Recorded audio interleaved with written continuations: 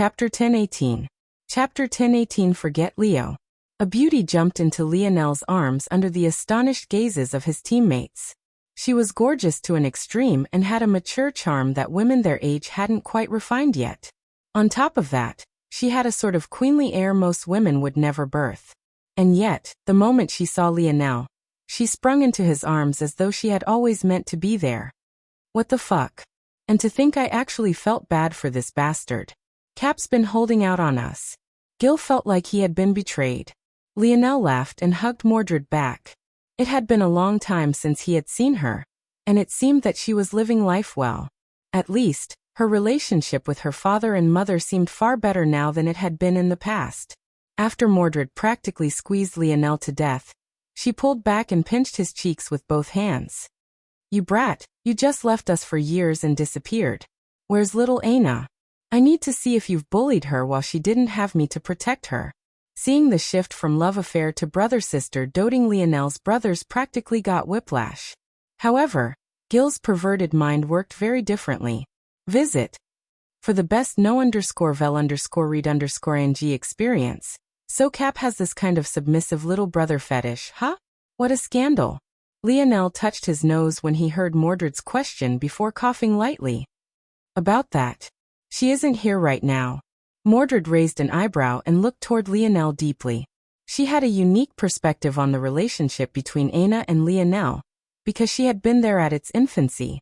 If she had to be honest, she felt that this sort of crossroads between them was inevitable because their foundation was far too shaky. Lionel had never been able to address all of Aina's insecurities, not because he wasn't good enough, but because there were some forms of confidence that one could only give themselves. On the other hand, Lionel himself was too good at detaching himself. Though he was good at reading people, he had blinders on when it came to himself and those close to him. In some ways, Mordred felt that Lionel put these blinders up as a self-protective mechanism. He subconsciously knew that it wasn't right to treat his friends and women like they were numbers on a screen to be dissected. As such, he purposely ignored a lot of things. In much the same way someone who could read minds wouldn't want those around them aware of such a thing for fear of making them uncomfortable. In a lot of ways Lionel was like this. It was yet another layer to the facade that was him. However, Mordred wasn't quite certain of who the real Lionel was, or if it was even a good idea for this version of Lionel to be the one who presented himself to the world. That hidden Lionel felt more dangerous than she had ever been, and Mordred felt that Aina was the balance to him. Visit. For the best no_vel_read_ing experience, it was such a fragile and immature balance that could collapse at any time. At least for now. It seemed that Lionel still felt that the relationship was mendable as he hadn't had a fierce reaction to Mordred's words. However, she could also feel that this tipping point wasn't very far away. If something went wrong.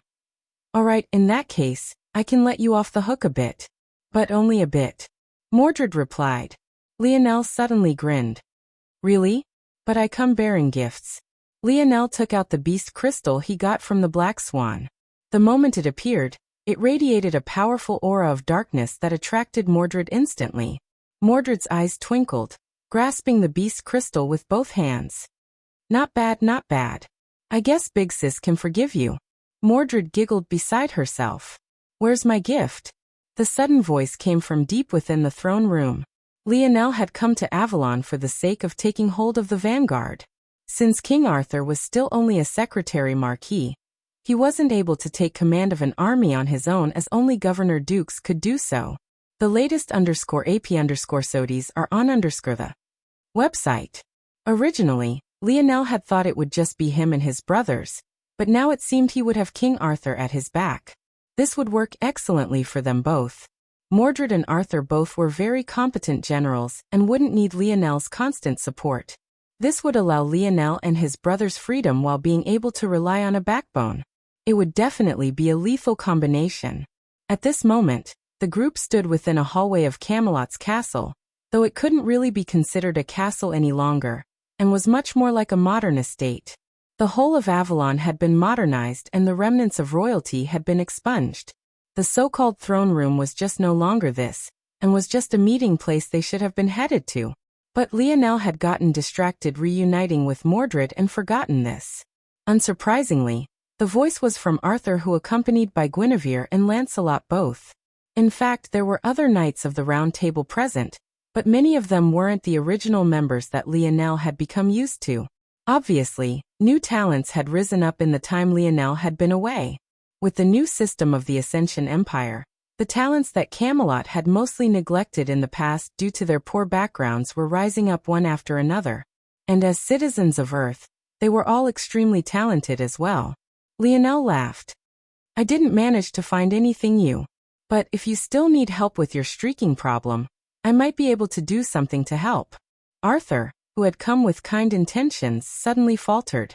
He had gone through great pains to ignore the fact his bare ass had been bared for all his citizens to see during the war just 4 years ago. All for Lionel to pick at this scab the moment he appeared. The latest _AP_SODIES are on the website. Forget I asked for anything. Arthur grumbled. An eruption of laughter followed his words. Chapter 1019. Chapter 1019 Order. After pleasantries, the group got to business quickly. They were all aware that they were under the command of Lionel, but it was ironically Lionel who knew the least about what was going on right this moment. So he listened patiently as things were explained to him by Arthur. A star map was laid out on a large wooden table. It had a faint holographic character to it. Every time Lionel's eyes refocused, he would find a new layer to observe. It was definitely a clever piece of technology that left him a bit intrigued. The situation is getting more complicated with each passing moment, but we believe that we have a good grasp on where the borders of our fold of reality will stop. It will be defined as such. Arthur pressed a finger down, and the star map changed. The instant the borders became defined, Lionel's dreamscape went haywire, his pupils constricting. A bit of his aura leaked, causing the atmosphere to shift. Arthur looked up from the map toward Lionel, his pupils also constricted. He couldn't fathom just how powerful Lionel had become in just a few years. He felt like a completely different monster. Is something wrong, Lionel? Arthur asked. Lionel narrowed his eyes and didn't respond immediately, but he soon calmed and exhaled a breath. The latest _AP_SODIES are on the website. It's not important for now. You can continue. Sorry about that. Arthur paused for a moment before nodding. Since Lionel had said so, there was no point in pressing him. Since he would be taking charge of this anyway, Arthur had confidence that Ryu would definitely put them in the best position to win. After all, it was thanks to his contribution that they had dealt with White City alone, something that gave them more than enough leverage to negotiate with the Ascension Empire. Thanks to that, they were able to maintain a semblance of autonomy today. With the borders defined how they are now, as it's been explained to me, it isn't quite necessary to panic despite the large area we now have to cover, mostly because of 2 matters of importance: habitable worlds and suppression. Starting with the latter, it has to be remembered that these are people coming into our world, a 5th-dimensional fold of reality. This makes it near impossible for 6th-dimensional existences to appear. At the same time, our world has matured. Previously, we were attacked the moment we stepped into the 4th dimension, and had yet to form our teeth. But now that Earth is in the 5th dimension and has matured greatly, those who invade our lands will experience proper suppression. It will be more difficult for them to use force and also more difficult for them to replenish their force. This aside, there is the matter of habitable worlds. Even though Earth's fold of reality was expanding and the planets within it were gaining massive benefits as a result, that didn't mean those benefits would be immediate, nor did it mean that all of these planets would become habitable. In just Earth's main solar system alone, only Earth, the Moon and Avalon were habitable. The remainder of the planets either could not sustain proper life and were useless, or could not sustain proper life and were slowly becoming disaster worlds. Visit. For a better user experience of these planets, Venus and Neptune both were becoming disaster worlds, while the remainder showed no signs of becoming useful. Only Mars seemed to show a small bit of potential in maybe becoming another habitable planet, but that would take several years to come to fruition. This was all to say that what these invaders needed was a foothold. Without a foothold, what good was it to claim a piece of Earth's fold of reality for themselves? They were all just waiting for the perfect moment, just before Earth's fold of reality boundaries solidified, to pierce through. Luckily, these habitable planets were rare. And not only were they rare, but there were levels of desirability among them. For example, take Earth and the Moon. As evolved as the Moon had become, no one would choose the Moon over Earth as a desirable location.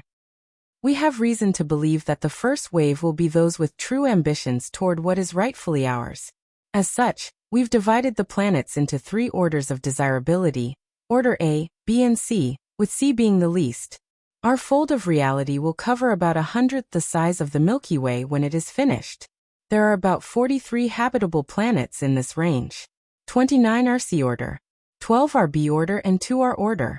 We've been tasked with defending one of the order habitable planets, and also setting up a small-scale civilization there. This order planet has been designated the name Earth X1. For reference, the B-order planets will be designated starting with the Moon X1, while the C-order planets will follow after Avalon X1. Lionel nodded. He remembered Aina explaining to him how this naming nomenclature worked. X designated that this planet was in the same dimension as Earth, while 1 designated that it was the first world outside of Earth to earn this title. The second-order planet was probably named Earth X2. Visit. For a better user experience, Lionel didn't have a problem with this, but the others were shocked. There were 9 governor dukes, 2 grand prime ministers, and yet it was them tasked with guarding Earth X1? Why did this seem too ridiculous? Shouldn't they be guarding a B-order planet instead? That seemed to make more sense. Lionel, however, understood that this was just his grandfather being his grandfather again. In Earth's first defense against the wider dimensional verse, how could Tufox not take the helm? Finally, we have the reports on the potential threats. Lionel rose from his seat after Arthur was finished. He stretched slightly, a confident air hanging around him. I assume that the teleportation platforms have already been prepared? How many people can move out at once? A single trip can take about 100. Arthur said with a sigh. This really wasn't enough. If they were too slow, by the time they got there, instead of being the defending party, they'd be forced into the attacking position. I'll stabilize this side, then head over first.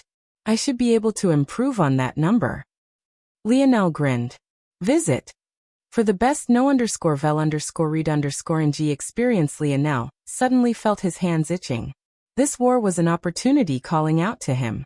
He had a feeling that what he gained from these battles would make or break the next 10 years for him. Chapter 1020.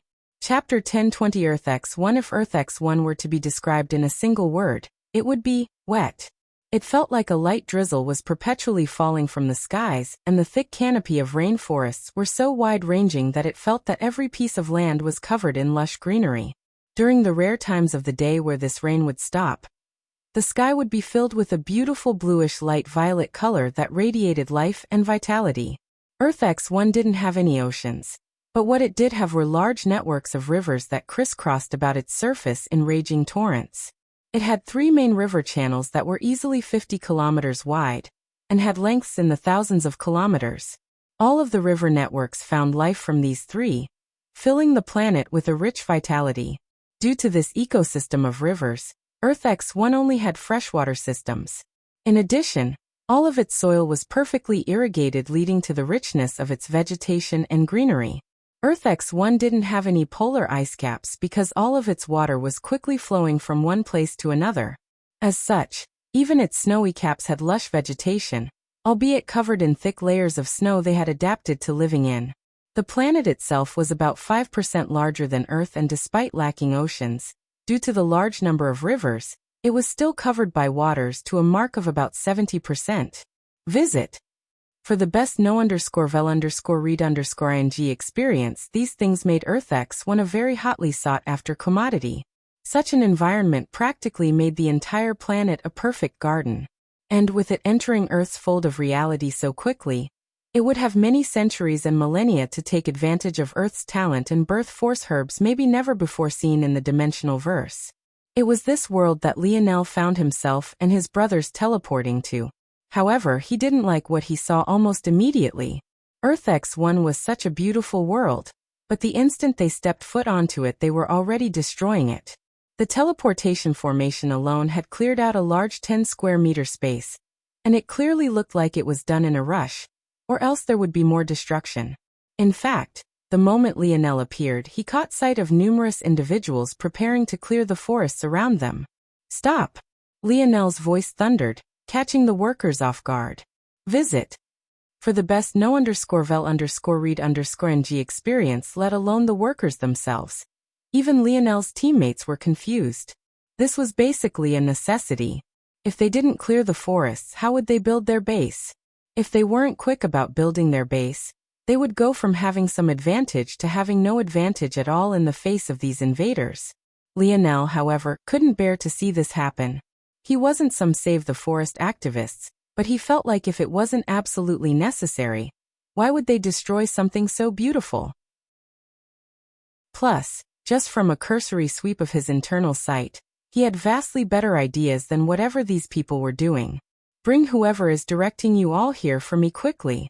It didn't take long for the workers to recognize Lionel as a prince and immediately follow his orders. They had all seen Lionel's face in the skies that day, and they had all heard Emperor Fox act to protect his grandson. If anything, it was almost impossible to find someone who didn't know Lionel on Earth. After giving these orders, Lionel immediately began to work on improving the teleportation formation. Rather than destroying the ecosystem like the others had, Lionel decided to work upward. Since they had already destroyed this patch of land, there was already no going back. So, Lionel used the materials he had been given to improve the formation, and began to communicate with little Tali to build upward. By now, little Tali had firmly stepped in the fifth dimension, which had been the root cause of Lionel's skyrocketing skill. Without little Tali holding him back, the crafts he could make were simply on another level. In just a few minutes, Lionel had already completed 3 floors of a simple tower structure. His engineering principles were so sound that his speed didn't seem to impact the structural integrity of the tower in the slightest. Visit. For a better user experience, if I build things this way, it'll be slightly inconvenient for large amounts of soldiers to trek outward. Okay, I'll modify it. Every new batch of soldiers will immediately be teleported to the top of the tower, then subsequently teleported down 1 floor at a time. They might get a bit dizzy, but this is the best I can do for now before a real base is built. By the time the temporary leader of the operation made it to Lionel, Lionel had already completed a tower with 10 floors, increasing the number of individuals who could be teleported over by 10-fold. The temp leader, a middle-aged man sent from the imperial capital, stood in shock. He was a quite high-ranking government official, and was just sent to maintain order here, and ensure that Lionel didn't do anything crazy. But he suddenly realized that he would be nothing more than a figurehead here. He smiled bitterly. "I'm in over my head." Hammond was a man who had held his position before the metamorphosis, but he didn't hold any exceptional talent all to his own. He was basically as normal as they came. Any pride he had in his position immediately deflated when he saw Lionel build a 10-story tower in not even that many minutes. "Minister Hammond, right?" Lionel hopped down from the top of the tower, softly landing in the soil as he used his earth force to disperse the impact. Visit. For the best no_vel_read_ng experience, Minister Hammond bowed deeply. "Your Highness, that is indeed my name and title." Lionel nodded with a smile. "No need to be so overly polite. I only called you here so that we could get on the same page. I think it's a bit of a shame to destroy the makeup of this world. I have a few options I think would be better and could help us in the long run." Minister Hammond looked up with a slightly relieved and partially curious light in his eyes. What did Lionel want to do exactly? Chapter 1021. Chapter 1021 River Network. The truth was that Lionel wasn't the only one who felt that keeping the ecosystem of this world intact was important. Even on Earth, much of the concrete jungle had been replaced with large swaths of forest and natural ecosystems. If they destroyed the natural environment of Earth, much of what it meant for them to come from talented worlds would be destroyed. After all, only by allowing Earth to grow in its natural state would the resources they were so looking forward to grow into maturity. The same could be said for Earth X1. It was just that they had barely gotten Earth to its current balanced state. They hadn't had time to worry about other worlds, not to mention the fact that Earth X1 had only recently entered Earth's fold of reality, so there wasn't anything they could have done earlier. On such a time crunch, they could only take the most forceful approach. But Lionel had other ideas. This is a unique environment. If we want to take advantage of it, whatever we build must first take it into consideration, so we can maximize this effect. Do you know what the advantage of this planet is, Minister Hammond? Minister Hammond blinked before shaking his head. Please enlighten me, Prince. It's its rivers. The river networks of Earth X1 connect to every location on this planet. At its slowest, these river networks still move at hundreds of kilometers an hour. Its fastest rivers move within the thousands of kilometers an hour range. Lionel did a rough estimate of speed based on the discharge rate of the rivers. The speed he provided wasn't actually the speed of the river, but was rather what he estimated the speed of a boat on said river would be. The latest _AP_SODIs are on the website. This is what our advantage is. If this network of rivers is used efficiently, even in an infancy state, it would only take at most 2 or 3 hours to send reinforcements to a particular location. Once the network is mature, half an hour to an hour would be all that's necessary for reinforcements to reach any location. Lionel wasn't a fool. Earth simply didn't have the force crafters necessary to make a wide network of teleportation stations. In fact, Lionel didn't believe that the enemy would either. Space affinities were extremely rare, and force crafters that understood how to apply such principles to force arts were even rarer. This particular teleportation station was likely bought from a force crafter guild, and was definitely the best the Milky Way had to offer. And yet it could only move 100 people at a time. This wasn't nearly enough for a large-scale war. In addition, the fact that Earth could only buy one even for an important order planet like this one, despite the wealth it had currently, spoke volumes. On top of this, even though Lionel could build this network, he simply didn't have the time. And, even if he forced himself to find the time anyway, what would happen while he was away? What would happen when the enemy wisely targeted and destroyed these teleportation stations? Even if they managed to protect the teleportation stations, who would upkeep their maintenance? Lionel knew that he couldn't stretch himself too far. So he decided to kill multiple birds with a single stone. He would create a network that could be easily maintained without him while also protecting the ecosystem of Earth X1. Minister Hammond's gaze glowed, understanding much of Lionel's thought process without Lionel speaking aloud. Lionel was essentially pushing for simple crafts that could be forged by even weaker black-grade crafters. It was technology that even 21st century Earth would have had, let alone 25th century Earth. If the rivers were used as the propulsion system, all they needed to worry about was aerodynamics, and ensuring that material of the boats were strong enough to withstand the high speeds. That was it. Minister Hammond could imagine that if this was executed properly, Earth would claim a decisive advantage on this world. And it was one the enemy wouldn't easily be able to claw back. Visit. For a better user experience, however, Minister Hammond had one scruple. I only have a single concern, if Prince doesn't mind hearing out this old man. Please speak. Lionel responded without hesitation. You don't have to hold back your opinions around me. I'll take them all into consideration. Minister Hammond sighed another breath of relief before nodding. Right. Though Earth X1's ecosystem is thriving, there's a lot of danger as well. The animal kingdom tends to be quite poisonous, and many of them have evolved to have excellent camouflage abilities. This was why we thought it safer to clear away the land for the sake of building a base. Beyond this, any creature that can survive the harsh rapid waters of the river is most definitely powerful to an extreme. I don't believe that these rivers won't have any dangers at all. In fact, they might have the greatest dangers. Does Prince have a solution? Lionel nodded. He had considered this problem as well. Protecting nature always sounded like a beautiful idea. But the issue was that nature didn't always appreciate your kindness. The river creatures would, especially, be an obstacle, especially as they continued to birth more and more talented creatures under Earth's influence. Luckily, Lionel had a solution. Visit. For a better user experience, Beasts can become very intelligent as they rise through the dimensions, but there are two problems they will face.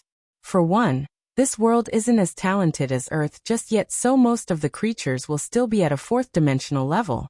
In fact, they're likely struggling to adapt to suddenly being thrust into a fifth-dimensional fold of reality as we speak, which is probably why you have yet to suffer any attacks. The second thing to consider is that though they might grow more intelligence, they will still lack the plasticity and flexibility of thought that humans have. The best counter to these beasts is right in front of us.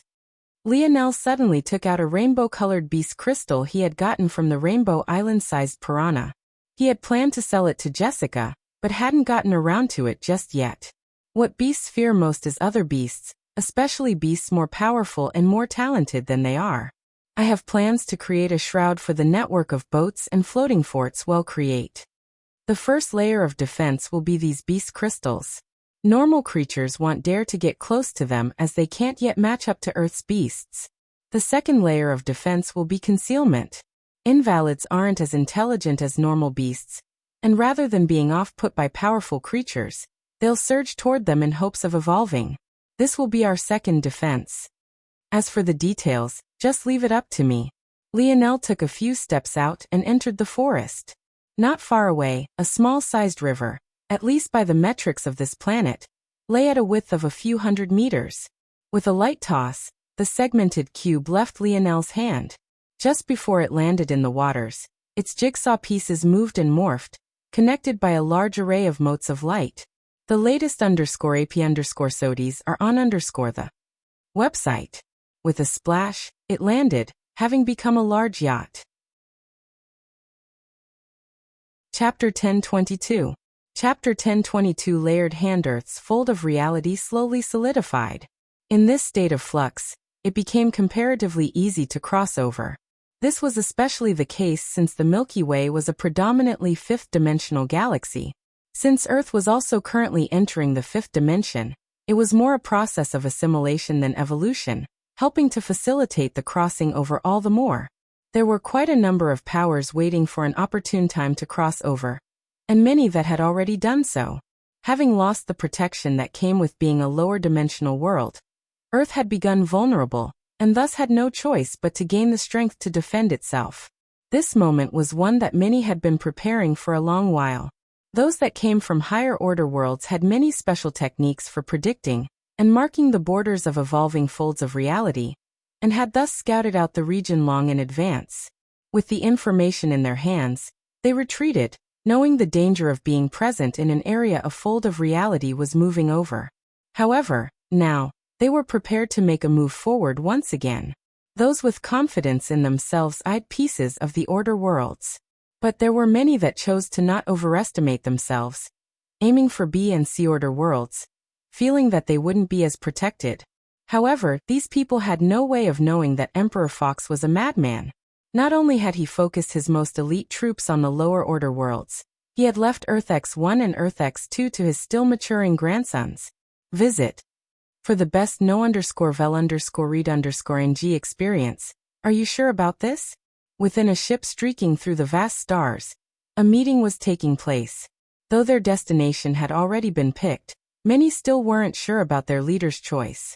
Since it wasn't too late to change their destination, some were still doing their best. However, it seemed that this group was just a minority.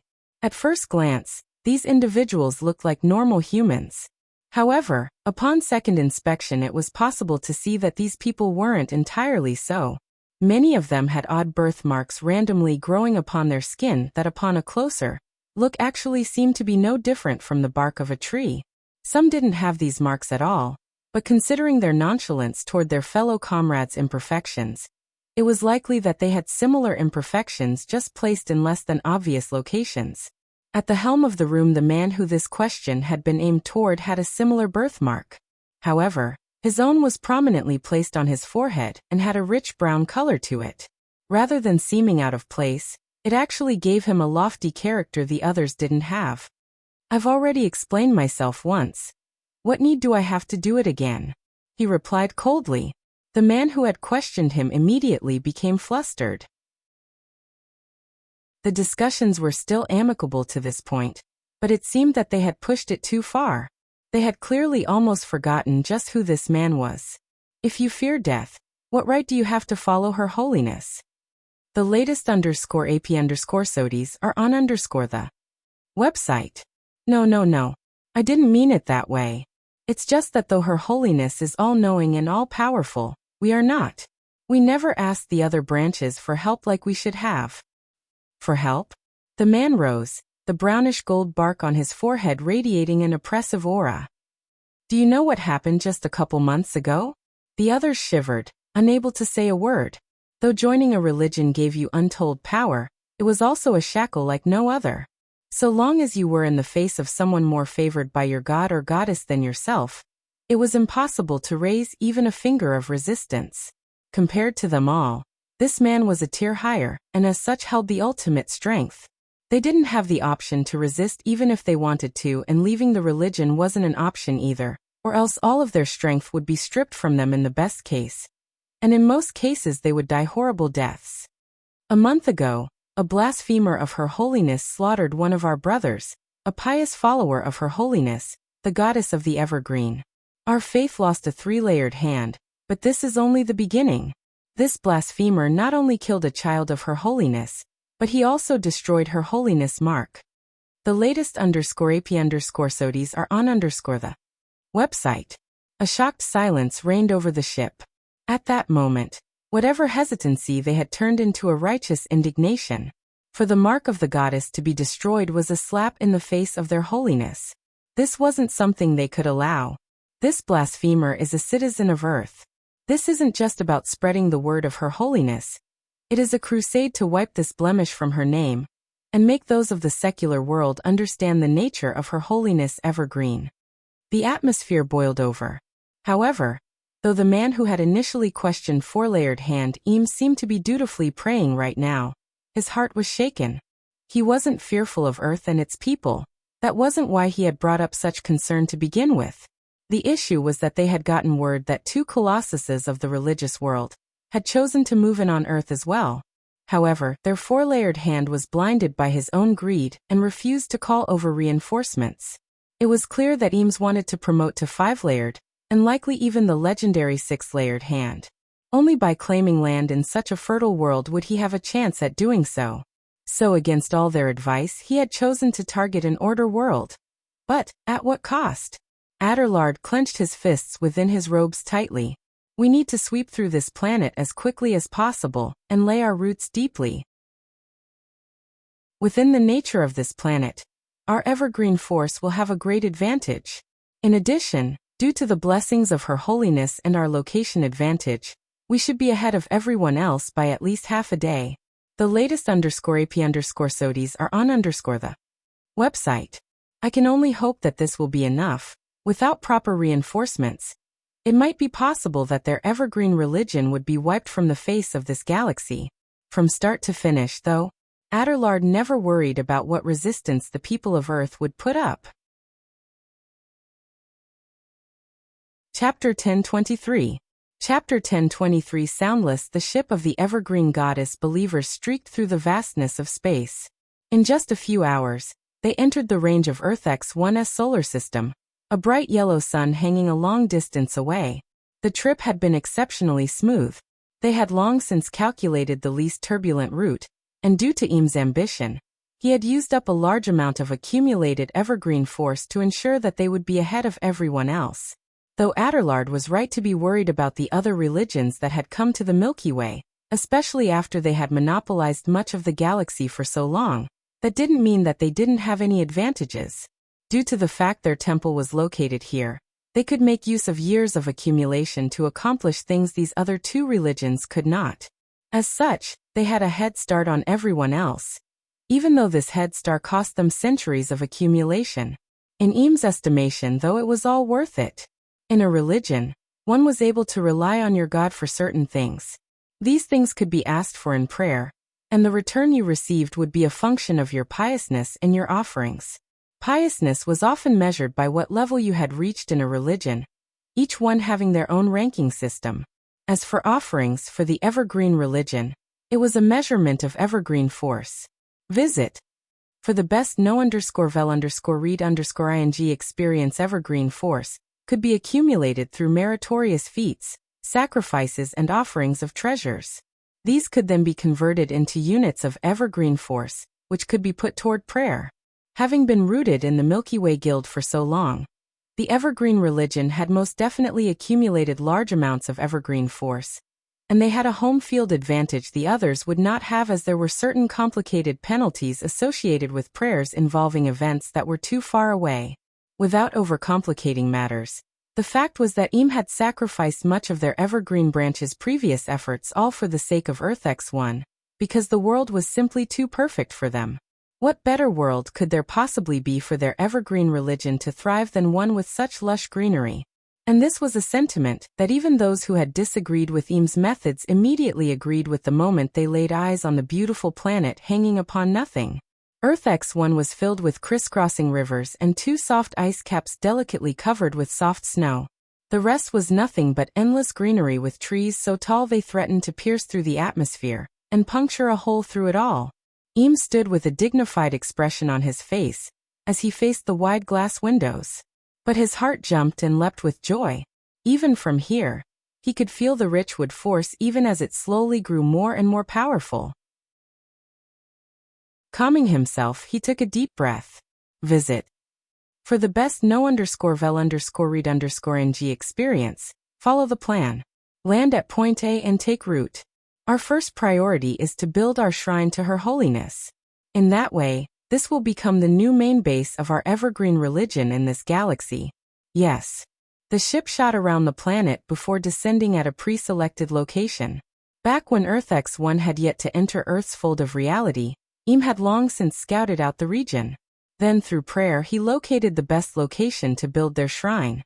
The ship came to a grinding halt after descending through the atmosphere.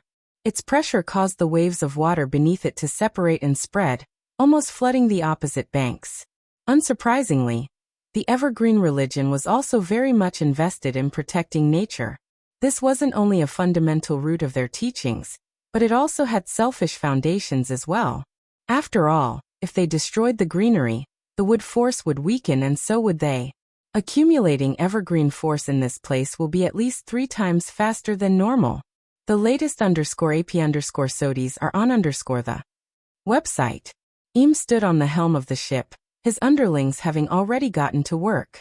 While the ship hovered above the water of the large river, on the coast dozens of brown-robed individuals sat beneath the trees in silent mediation.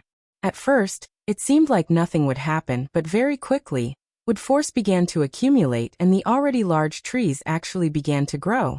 The branches began to reach over and intertwine with one another. Even the thinnest grew thicker than a man's waist. At the same time, even branches from 2 separate trees began to fuse as though they had always been one. It was an astonishing sight to see. Very quickly, these intertwining branches became elaborate tree homes that carried an elegance even beyond normally built estates. And at the same time, they didn't disrupt the natural ecosystem even one bit. If one looked closely, it even seemed that the trees had been strengthened. How could they not be? The brown-robed men and women had all been using 5th-dimensional wood force to help these trees grow, while many of the trees themselves were still within the 4th dimension. Help the shrine take root. Once this is finished, we can be said to have taken a strong foothold. Eam directed traffic. Once he was satisfied, he fell to his knees in deep prayer, the bark on his forehead beginning to shimmer as the blessings of the evergreen goddess began to strengthen their fort to an extreme. If it had already been powerful before, now it had a certain enigmatic character to it that was difficult to deal with. Just as Eam was about to put the finishing touches, investing even more evergreen force into their new home, a shout caught him completely off guard. Visit. For a better user experience, 4-layered hand, sir. The distance. Before Eam could lose his temper, his pupils constricted. Without a sound, half a dozen boats moving at hundreds of kilometers an hour appeared over the horizon.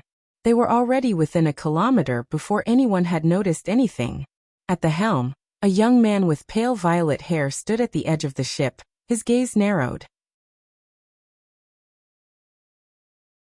Chapter 1024. Chapter 1024. Speed. Eam's heart jumped. None of the normal signs of an approaching enemy had been there. There wasn't an influx of force. There wasn't an odd sound. There were no fluctuations in space. There was absolutely nothing. It took him a moment to understand, but he soon grasped it. There were none of those signs to grab a hold of because they weren't there to begin with. Those boats weren't being propelled by force. They were being propelled by nothing more than wind and the rapid waters. On top of that, because they were using the water, their movements were masked by the rivers itself. It was no wonder none of them had realized that something was wrong until they were already so close. After understanding this, Im calmed. He had been through a lot in his life, and as a man who had been willing to uproot everything on this singular bet, he was decisive and intelligent as well. He immediately came up with several weaknesses to this clever plot of Earth. One of the main ones being that if Earth was intent on using river flow for movement, that meant that they could only ever attack from one direction. Im stored these conclusions away and immediately stood. His gaze narrowed when he got a better look at Lionel's face. To think he would meet the man who killed his three-layered hand-brother so quickly.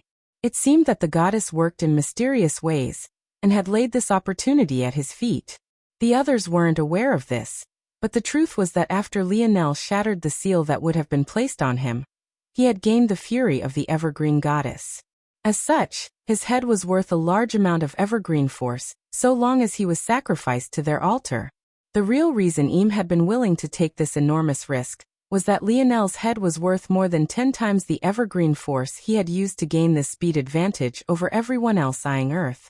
Visit for a better user experience. So, seeing Lionel now, it felt to Im as though everything was snapping into place, as though the world itself wanted him to succeed, and like the goddess was smiling down upon him.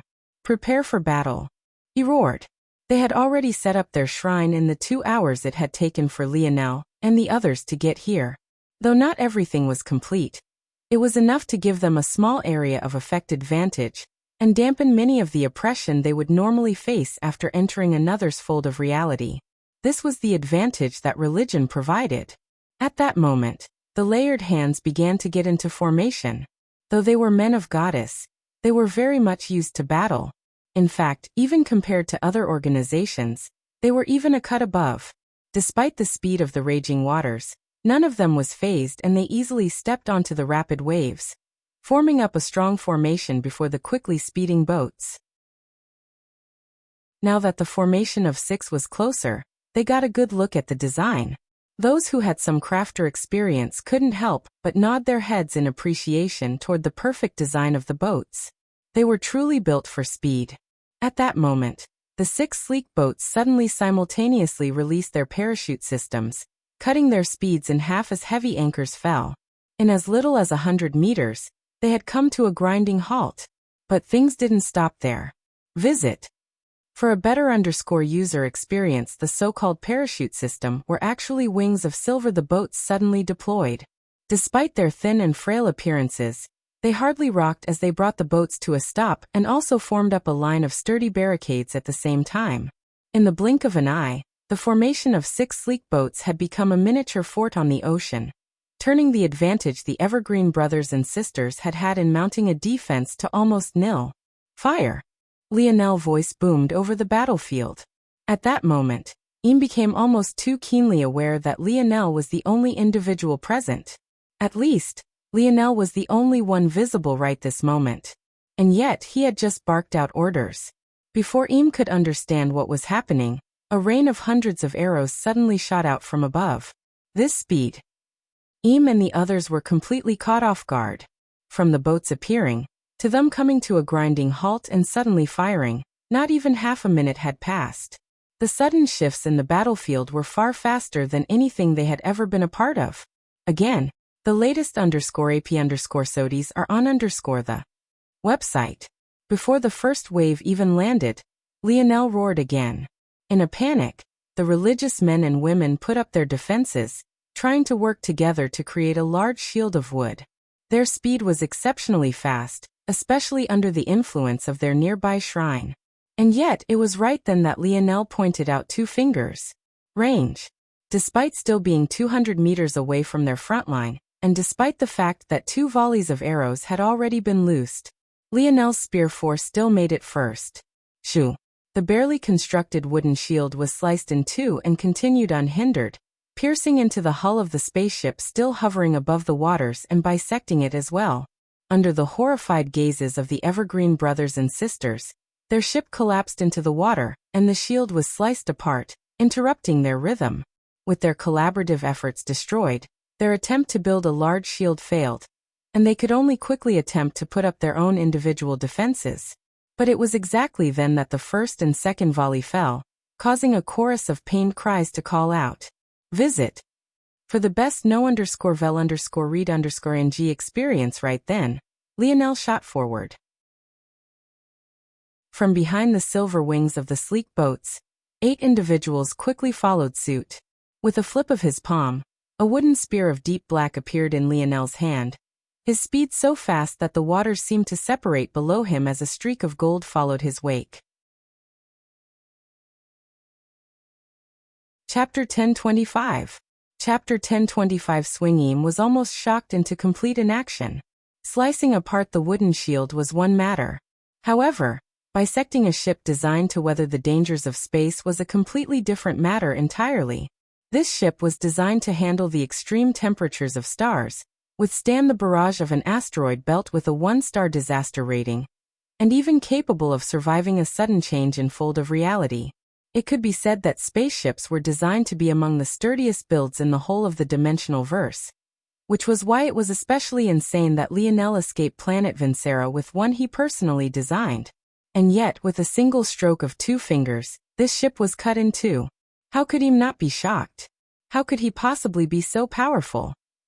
Im's mind spun, realizing that the situation was most definitely not good. Facing an enemy with such a strong offensive output, even without relying on a weapon, was among the most dangerous things you could do in the dimensional verse. Understanding the danger they were in, Im immediately made a decision. Bang. Visit. For the best no_vel_read_ng experience, Im's palms slammed together, his aura blazing. At just a single glance, it became clear and obvious that he was actually at Tier 7 of the 5th dimension. But as a servant of the Evergreen Goddess, this meant much less than his ranking, 4-layered hand. Im was confident that he could battle it out, and even had a good chance of defeating Lionel. However, even if he did so, it would be a Pyrrhic victory. Aside from his, there were only a dozen 3-layered hands that had come, and the rest were 2-layered or 1-layered. The strength they could display was much less, and for most of them, their strength of faith was much weaker than their own strength. As such, they relied on the latter. By the time he defeated Lionel, it was likely that their current number would fall. There weren't many clergymen of the Evergreen Goddess in general.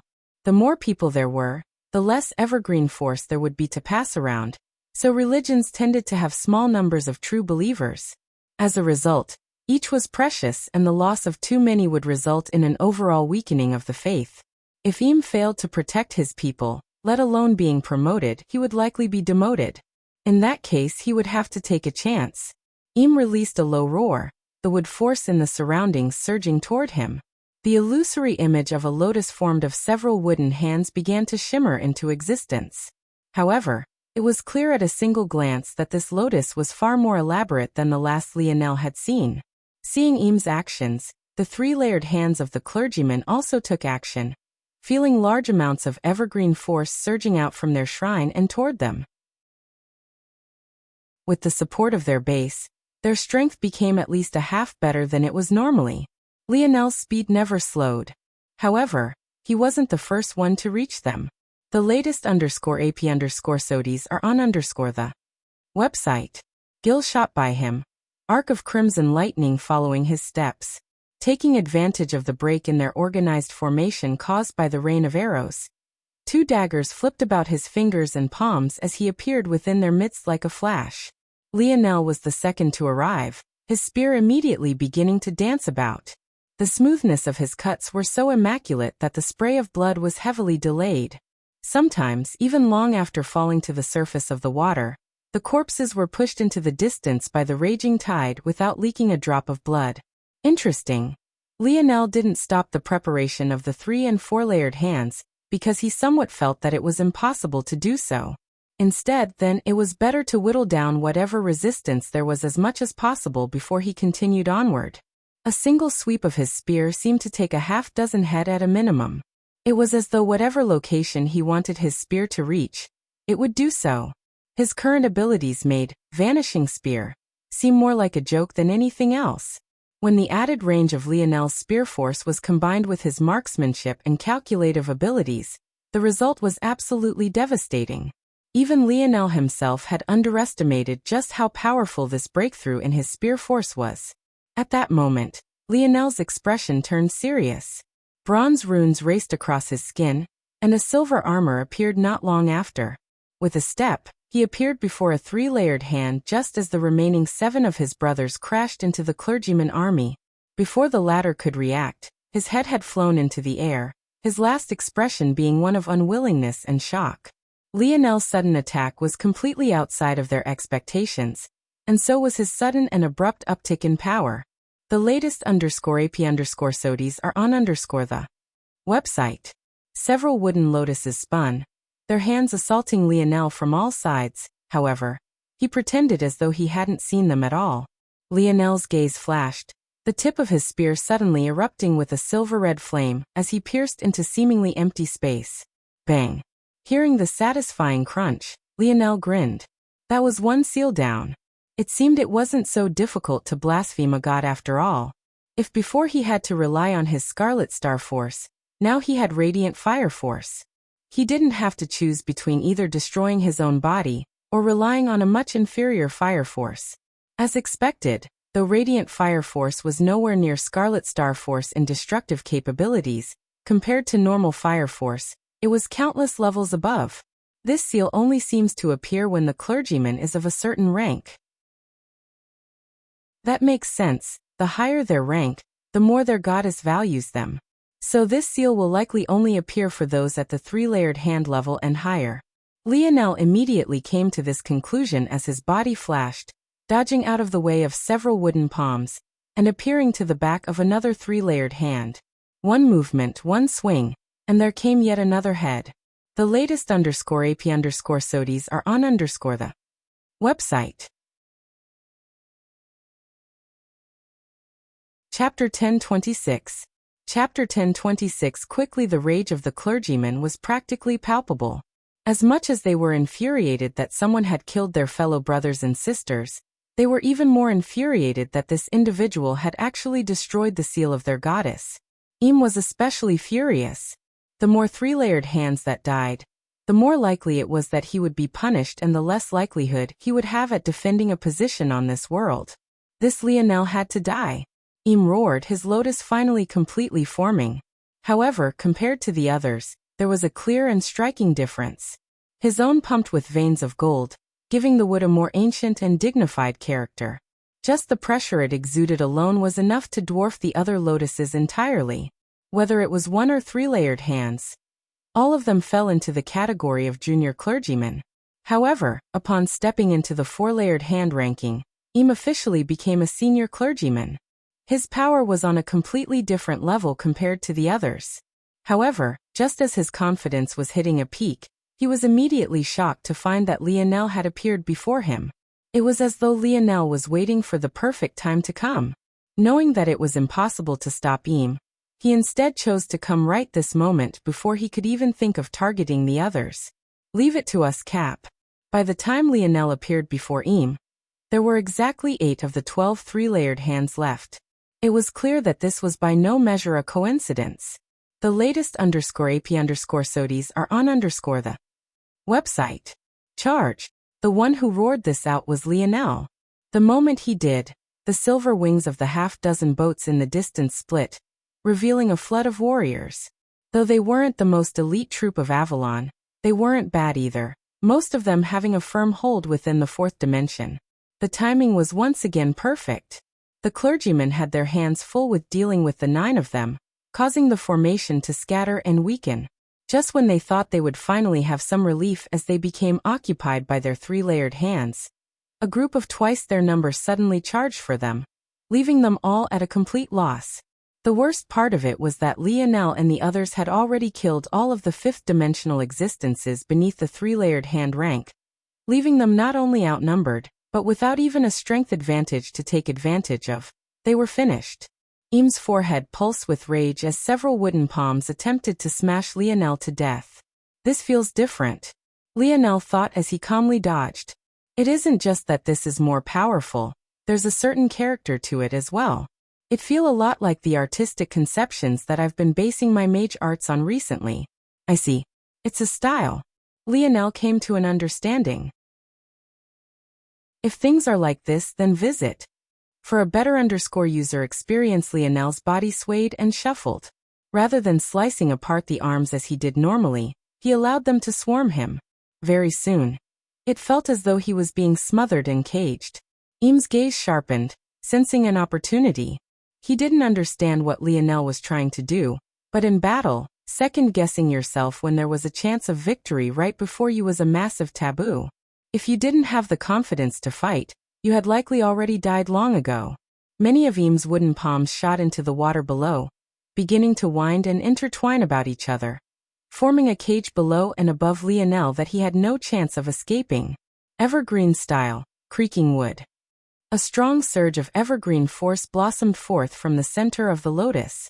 It rotated about, its sudden action causing the trap Eames had set to snap into place and block out all of Lionel's potential escape paths. A palm much larger and far more elaborate than the others descended with an unprecedented momentum.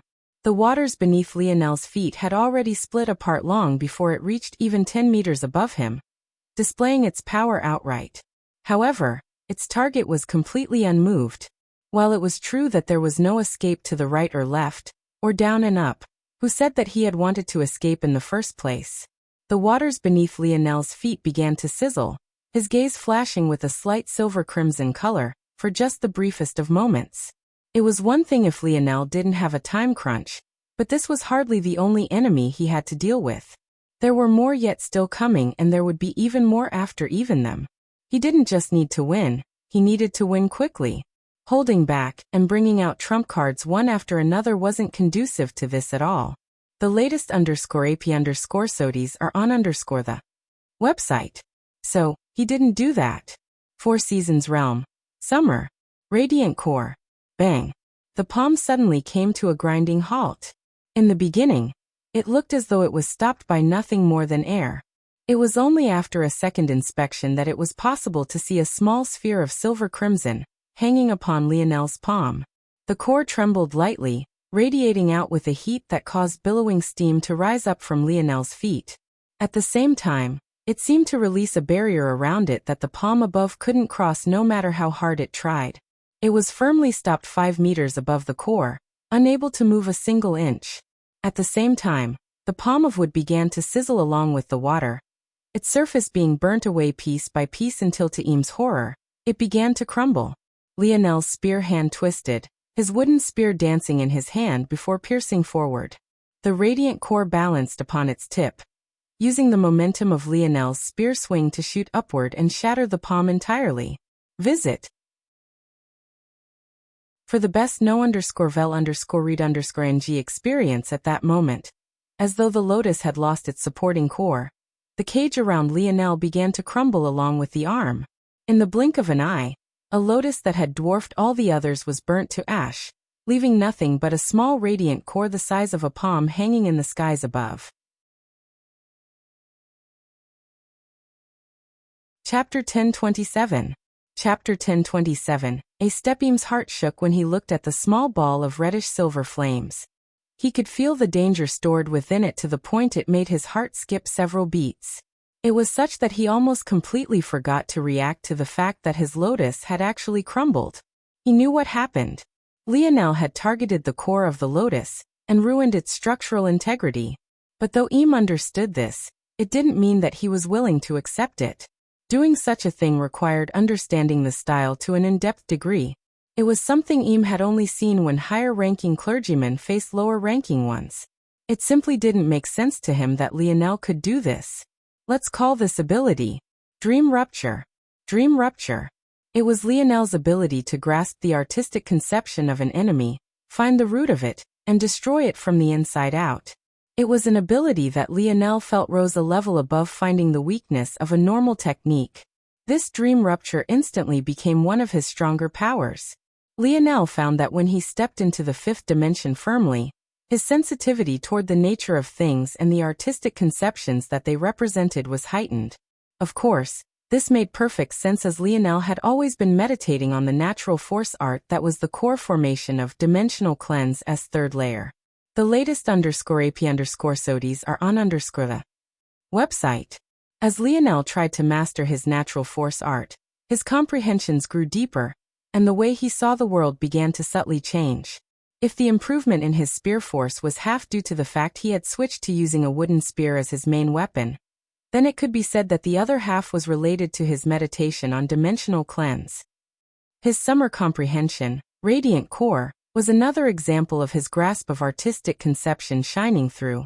Despite it only being a quarter of the four seasons realm, and couldn't display its full power without the other three seasons being present, it was actually still so powerful. The Radiant Core shot down from the skies, once again finding itself hovering above the tip of Lionel's spear. Yet, despite its heat, it didn't seem to affect the wooden spear in the slightest. Eam's expression flashed, and suddenly became ferocious. With a single glance, he could tell that this battle was lost.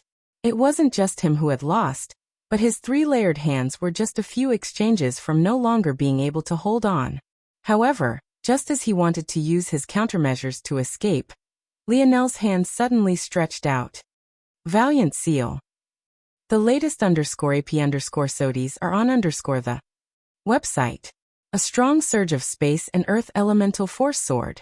As heavy as the wood force in the air was, the earth force and water force were just as heavily present. The ease with which Lionel completed this spell, even at the expense of more than half his stamina, was far beyond any speed Eam could match. Right then, Eam finished chanting and the pendant on his neck began to glow. A moment later, his body vanished. But, bang! Eam crashed into the spatial walls of the Valiant Seal. A cry of pain and horror leaving his throat. Lionel shook his head. Eam ended up even more miserable than the Black Swan had. At least the latter's death was swift. But, Eam had tried to forcefully teleport himself away, only to be restrained. That sort of forced end to a teleportation could end horribly in several ways, and despite Eam's current sorry state, he could actually be considered to be lucky in how things turned out for him. Lionel's Valiant Seal was constructed based on the artistic conception of a treasure capable of forcefully keeping a subdimensional zone open. As long as something was within the parameters of the fifth dimension, it was simply far too difficult to deal with. In fact, Lionel felt that if he could properly improve his Valiant Seal, it would be a spell that followed him for a long time. It could be used flexibly for both attack and defense, and was a mage art that Lionel was especially proud of. It was just unfortunate that passing it on to others would be difficult since you would have to have an extremely high space and earth affinity to cast it. Lionel couldn't think of a single person that met that requirement. The latest _AP_SODs are on the website. This should be the end of things for now. I really didn't expect enemies to get here so quickly. It seems that things could quickly get complicated. Lionel reached out a palm and squeezed. He wasn't confident in whether or not the seal that protected Eam was stronger than the others or not. If it wasn't, everything would be fine. But if it was and he was forced to use his Scarlet Star Force again, it wasn't worth it. So rather than doing this, Lionel chose to toss him into a snow globe and worry about it later. Of course, though Lionel used the Valiant Seal to pin him down and take his storage treasures first, then he threw him away. Lionel's head whipped around. Reacting quickly, he sent his Valiant Seals hurtling through the air in a particular direction. His gaze happened to lock onto the battle between Arnold and a three-layered hand. However, he was still a step too late. Before his Valiant Seals reached their destination, the three-layered hand vanished from sight, just barely dodging Arnold's palm before he was crushed into minced meat. Lionel's brow furrowed lightly. Visit. For a better user experience, the pendant that Eam had tried to use was a high-level bronze-grade treasure, and the same was the case for this man who had just disappeared. But it was clear that none of the others had this treasure, so it was obviously not something the Evergreen Goddess gave to all her high-level subjects. The reason Lionel wanted to stop this man was precisely because it was odd that he had this treasure, and Lionel's instincts told him that he should try to stop him. Unfortunately, Lionel was still a step too late. Chapter 1028. Chapter 1028. One group across the Milky Way. In a religious building that had turned quite silent to this point, Adelard appeared, gasping for breath. This location was none other than the abandoned shrine of the Evergreen religion, and had once been their main base of operations. Eam, in all his ambitions, had chosen to uproot them completely and move everything to Earth X1. If the bet worked out, there was no doubt that there would be a great boon to take advantage of.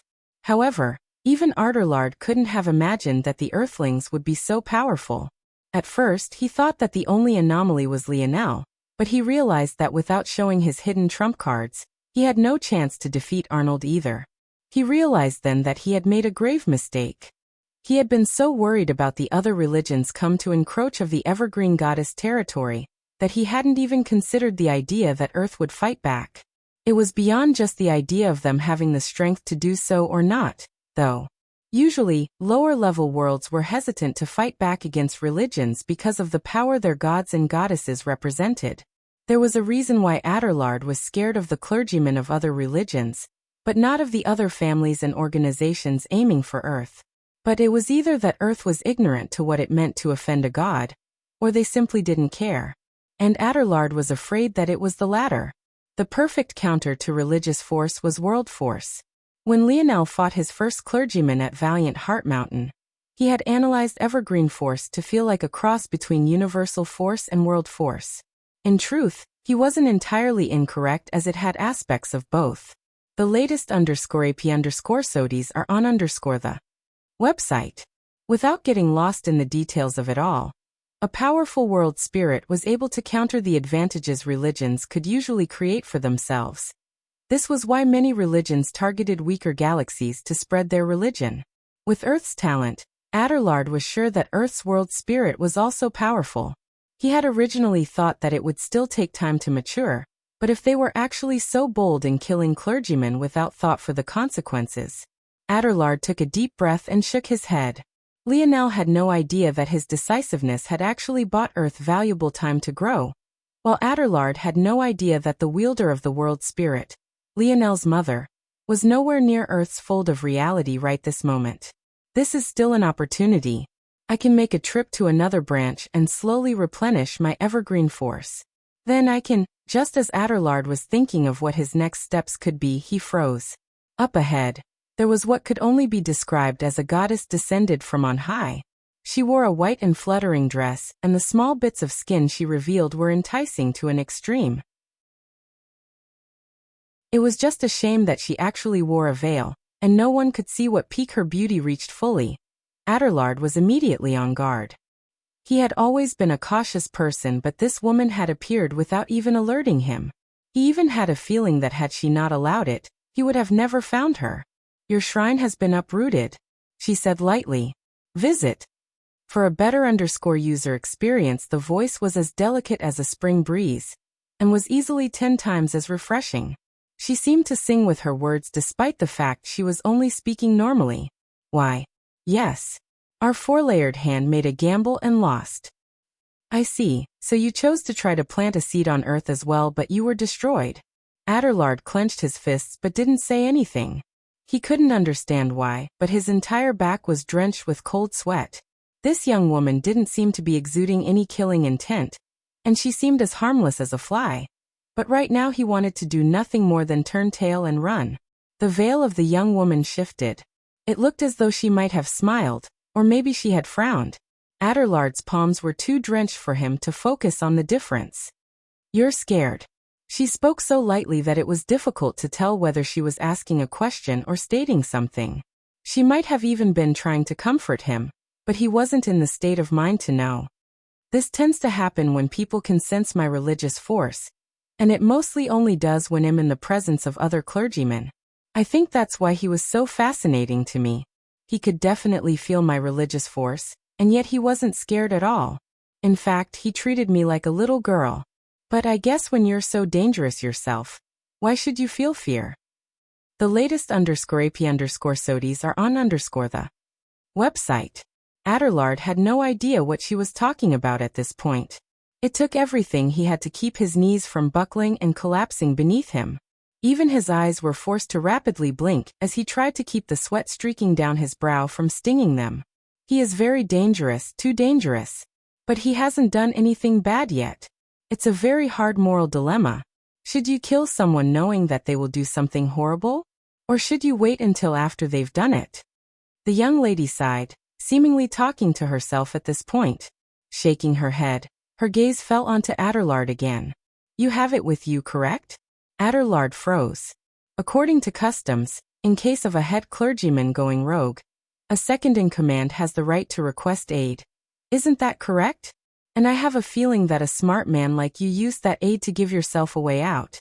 If I was as smart as you were, I would request a secondary shrine. You're. There was only one group of people that would care for the shrine of a religion that wasn't their own visit. For a better user experience. Chapter 1029. Chapter 1029. Woodworking. Lionel's brow furrowed. He didn't like the fact this person was able to escape. Something told him that it would bring him more trouble in the future. Forget it. What's done is done. Very quickly, what remained of the battle came to a close. Most of the clergymen were directly killed.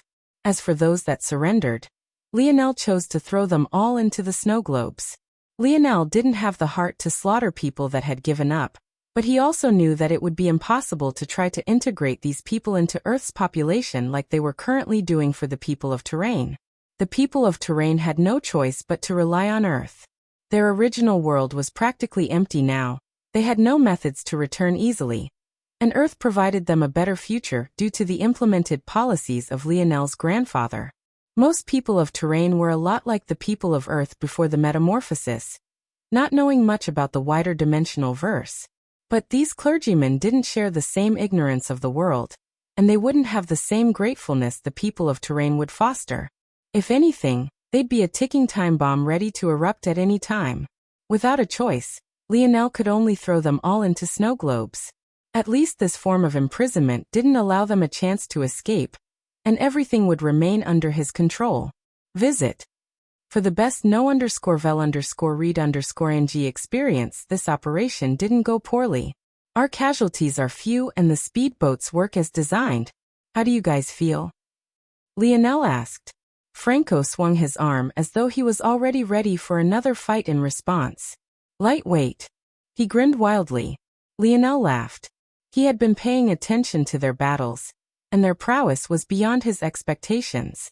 He realized that he had looked down on his teammates far too much. Maybe if he had chosen to grow with them from the very beginning rather than just chasing after Aina alone, they would be far more powerful. He felt a bit of guilt toward this. After all, he was always so worried about morality and the lives and deaths of strangers, but he always left his own brothers behind to fend for themselves. He truly was all over the place. A few with water affinity come over. Lionel called out. After giving a few directions, a small squadron of those with water-related abilities came forward and began to pull the sunken spaceship out of the waters. Visit. For the best no_vel_read_ng experience, this space has enough material to make at least a dozen more speedboats. As for the useless material, I'm sure I can find another purpose for it. Lionel cast a glance into Eam's spatial treasure, and his pupils constricted. After a moment of thought, he came to an understanding. How lucky! They must have tried to uproot their whole religion and take root here. It's no wonder Head have so much wealth on him. They wanted Earth X1 to be their new base of operation. The wealth within Eam's spatial treasure was not small. In fact, it was greater than the wealth that Lionel had dug up from planet Solara if only herb ore was considered. There were 20,000 kilograms of fifth-dimensional herb ore present, enough to pay Lionel's bounty twice over. If his bounty was still the same, that is. Aside from the herb ore, there were many precious ornaments, all of which were shaped of wood and sized into various statues. From a cursory glance, Lionel guessed that these either depicted their goddess Evergreen or important figures of the Evergreen religion. The force they radiated was a dense evergreen force, and they were likely designed to be displayed within the church. Lionel wasn't exactly certain if these were valuable or not, so he set them aside for the moment. What did intrigue him, though, were the pile of old texts that were neatly arranged in their own corner of the spatial treasure. Many of them were religious texts that retold tales with valuable lessons or accounts of their goddess feats. But there were a pile of technique-oriented texts that caught Lionel's attention. Of course, Lionel didn't have wood elemental force, so he wasn't very interested in this for himself. Rather, he was more interested in what these techniques could do for their war efforts. Visit. For a better user experience with a flip of his palm, Lionel took out one of these texts, his gaze glowing. Principles of Wood Elemental Architecture. This text began with reminders of the importance of nature and harmony, before it introduced methods of creating homes for humans without interfering with the fundamental state of an ecosystem. However, this was just the simplest section of the text. It went on to describe what was known as an architecture style that reminded Lionel a lot of concepts of feng shui back from Earth. Essentially, depending on the complexity and delicate balance of the arrangement, a certain architectural creation could either be more powerful or less powerful. Within the crafting lessons Lionel's father left behind for him, there was a section on working with living things and another section on woodworking. The living things section encompassed everything from beast crystals down to rare crafts that required certain force herbs to complete. As for woodworking, it was an intriguing lesson that Lionel had yet to gain the opportunity to apply. Currently, Lionel used woodworking purely to solidify and improve the designation of his fingers. That required doing things like carving out small statues or other small woodworks. He also knew that this would be important in the future because except in the case of some rare metal and gem trees, little Tolly's abilities didn't work on normal wood. However, it seemed that his lessons on woodworking might finally come in handy on a broader scale. This text was definitely a heaven sent. Lionel's solution to not disrupt the ecosystem had been to build on the water. It was a fine solution and allowed for quick deployment of the speedboats, but the defenses weren't as great as he would like, nor were there any terrain advantages to take hold of. The latest _AP_SODIs are on the website. This text would be a great help to ending this war and solidifying Earth's defenses quickly. Just one more chapter coming today. Love you all, love. Chapter 1030. Chapter 1030. Lake crossing. The main base of Earth X1 underwent enormous changes in just a few days. The chosen location was one of the only 2 points on the whole of the planet where the 3 largest rivers intersected.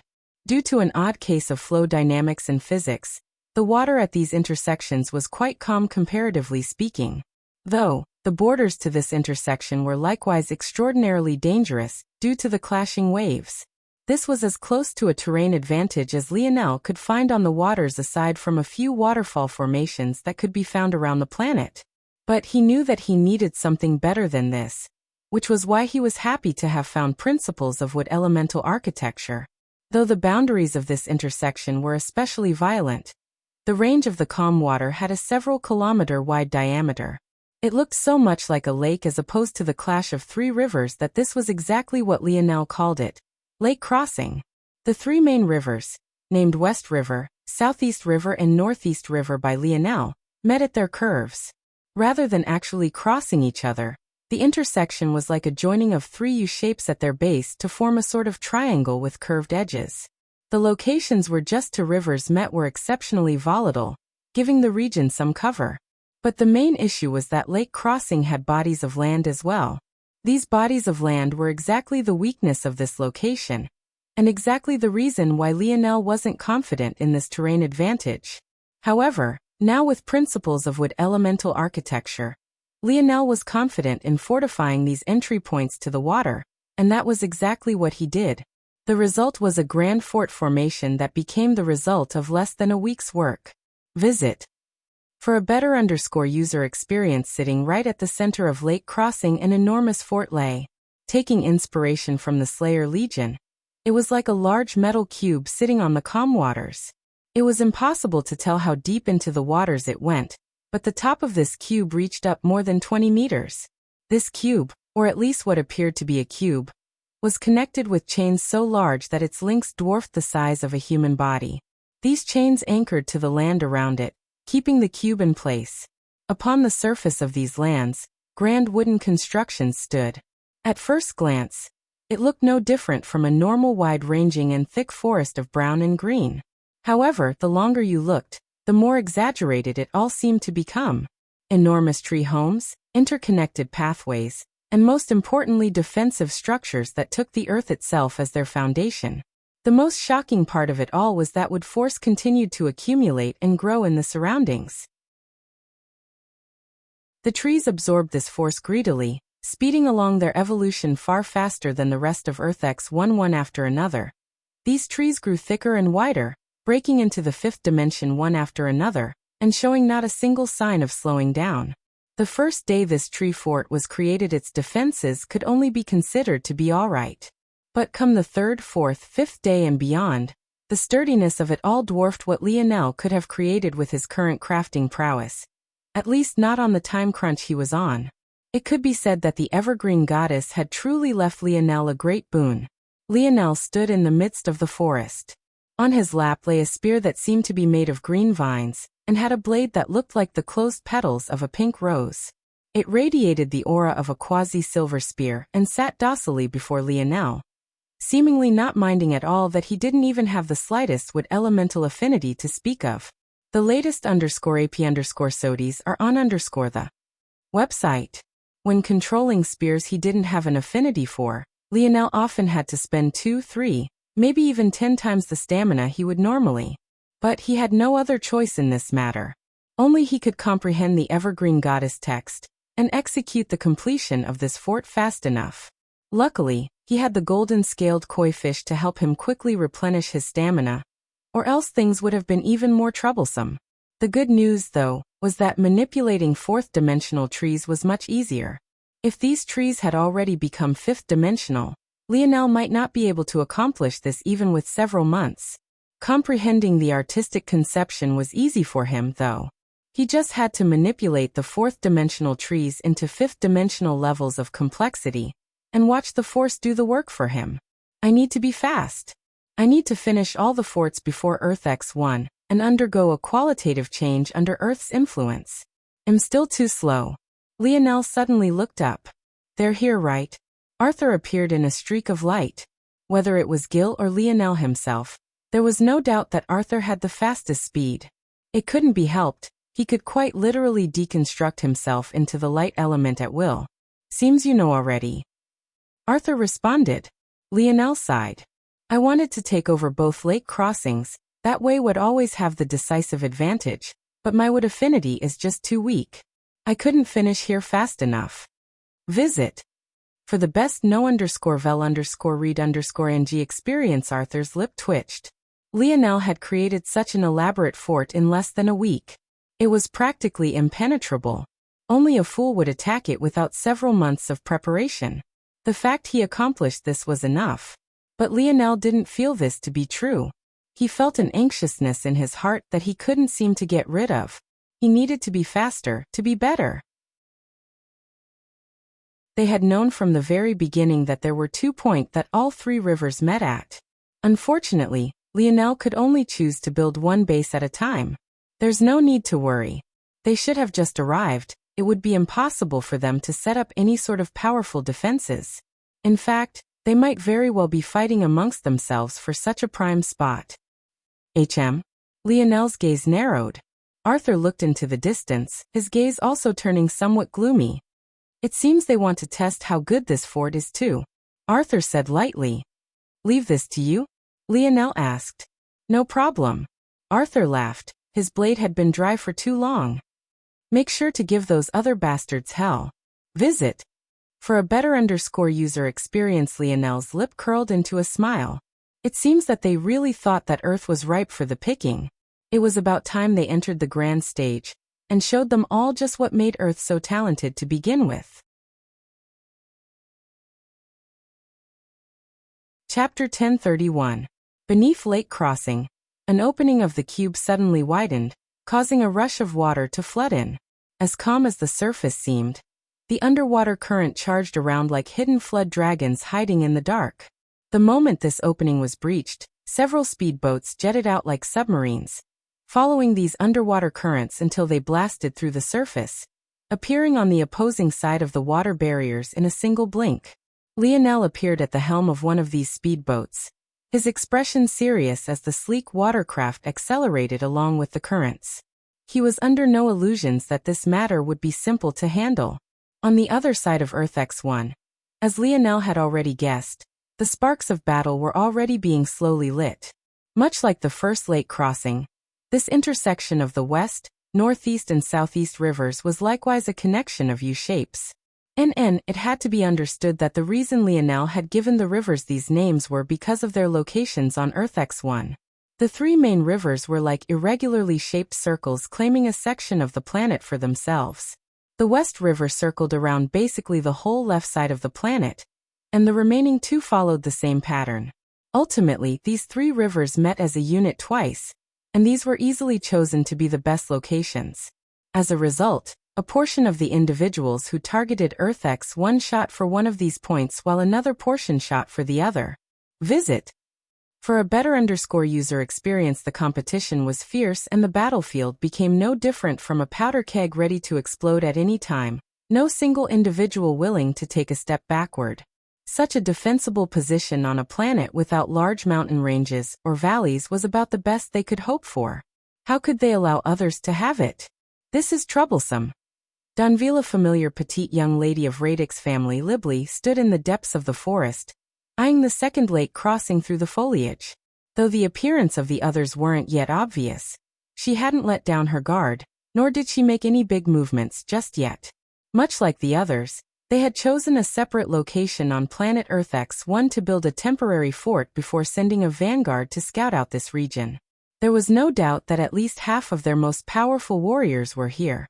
Alfalfa, everyone hid in the shadows, watching for the movements of everyone else, and none seeming to want to take the first step. Young Mississippi, a middle-aged man of the Radix family, stepped forward. Visit. For the best no_vel_read_ng experience, is the scouting complete? Libly asked without looking back. The middle-aged man reached out toward the air and allowed a dark gold moth to land on his hand. At first, it seemed no different from a member of the small creature race. However, upon second inspection, one would be shocked to find that the dark gold moth was actually not living at all. Rather, it was a delicately constructed mechanism of parts. We've deployed 9,283 scouting units successfully, and the planet has been mapped out to about 38%. 38%? Good. Continue your report. Libly nodded, satisfied with this result. It might sound like a small number, but 100% would entail mapping everything even down to the core of the planet. This would include the river's floors and potential hidden pathways as well. 38% was already far more than they needed. There are a total of 6 powers that have targeted this world. This includes all those that are potential threats. If non-factors are accounted for, there are as many as 31. However, much of this number either includes those who are acting on an individual or small-scale basis, or they encompass families and organizations that have overestimated themselves. Detail the 7. Libly spoke coolly, clearly not caring for the full 31 number. It would be a waste of time to do so. Yes. The first are the Evergreen Goddess religion. They have set up a shrine at these coordinates. However, they don't seem to have made a move just yet, and the scouts don't dare to get too close. Visit. For the best no_vel_read_ing experience, Libly's gaze narrowed. Religions were making their move as well. It seemed that they had to be cautious. There was no need to offend a god without reason, and there was also no real conflict of interest, at least for now. So long as the church didn't go too far, they could coexist. The second is ourselves. The third through fifth are all individuals that come from outside the Milky Way just like we do. There's the Rain family, the Umber family, and the Flora family. The Rain family has set up their base at the North Pole. The Umber family has taken the south. The Flora family has taken the largest stretch of land, the center island, as theirs. The Rain, Umbra and Flora families. Though the Libli hadn't had run-ins with them all, she knew them well as they knew her. They had all been vying for position in the Milky Way for a long while already. And on top of that, they were as close to mortal enemies with the Flora family as one could get. When it came to matters between the Flora and Midas Radix families, their philosophies were too antithetical to one another to coexist. And the final? They are the powerhouse of this quadrant. Well, not just this quadrant, but of this galaxy as a whole. The Krars family. They have the most flexibility when it comes to this war. They have many worlds that they control near Earth's borders, and are also under the most threat from Earth's current advancements. Earth's fold of reality missed them this time, but when Earth enters the sixth dimension, they will be finished. They have no choice but to go all out now, and their position is probably the most powerful on this world. Libli took these words in and fell into deep contemplation. Visit. For the best no_vel_read_ng experience.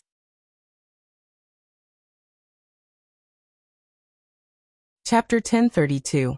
If Lionel had been there to hear the name Krars, he would have immediately realized that everything the middle-aged man said was true. During the war with Terrain, a few citizens of Krars had ended up getting caught in the conflict. These individuals had all been arrogant and lofty despite the fact they came from worlds like Krars X10, and even YS in some cases. It was no surprise they were so arrogant, though, considering the strength of their world. Now, it seemed that Krars had no choice but to target Earth. When one fold of reality swallowed another, or more accurately, when a higher dimensional fold of reality swallowed a lower dimensional one, the original would be erased, and its world spirit would be swallowed. This meant Krars' world would no longer be Krars at all, but would rather become a world of Earth. This would effectively cripple an entire generation of Krars citizens. The only way to escape this fate was by claiming territory within Earth's domain, and rooting the world spirit to it. In this way, Krars people would have a route to survive and maintain their sovereignty without being swallowed up by another. It could even be said that there were many worlds that had exactly this same thought process. As much as this was about greed for Earth's resources, it was also a matter of survival. Does it seem like their entire focus is on this world? Libli asked. Well. Before the middle-aged man could answer, an enormous anchor fell onto the second lake crossing. A pillar of water shot up into the skies, covering up what it was that had landed. At first, Libli immediately went on high alert, as did the individuals hidden in the surroundings. If this was some sort of bomb, they had to be prepared to protect themselves. But what actually happened next left them stunned. The latest _AP_SODIs are on the website. The pillar of water crashed down, sending a rain into the surroundings. Considering Earth X1 was almost always precipitating anyway. Even if there seemed to be no clouds up above, it hardly changed anything. What was a point of caution, though, was what the descending waters allowed to be revealed. A spider beast sat at the center of the second lake crossing. Even without using force, its 8 limbs held it above the waters, its beady, crimson eyes looking like a set of shimmering rubies. It was at least 20 meters long, wore blinding silver armor, and it released a nauseating clicking sound every so often that made one's stomach turn over. It was almost like one could hear its inner organs digesting whatever it was that it had just eaten.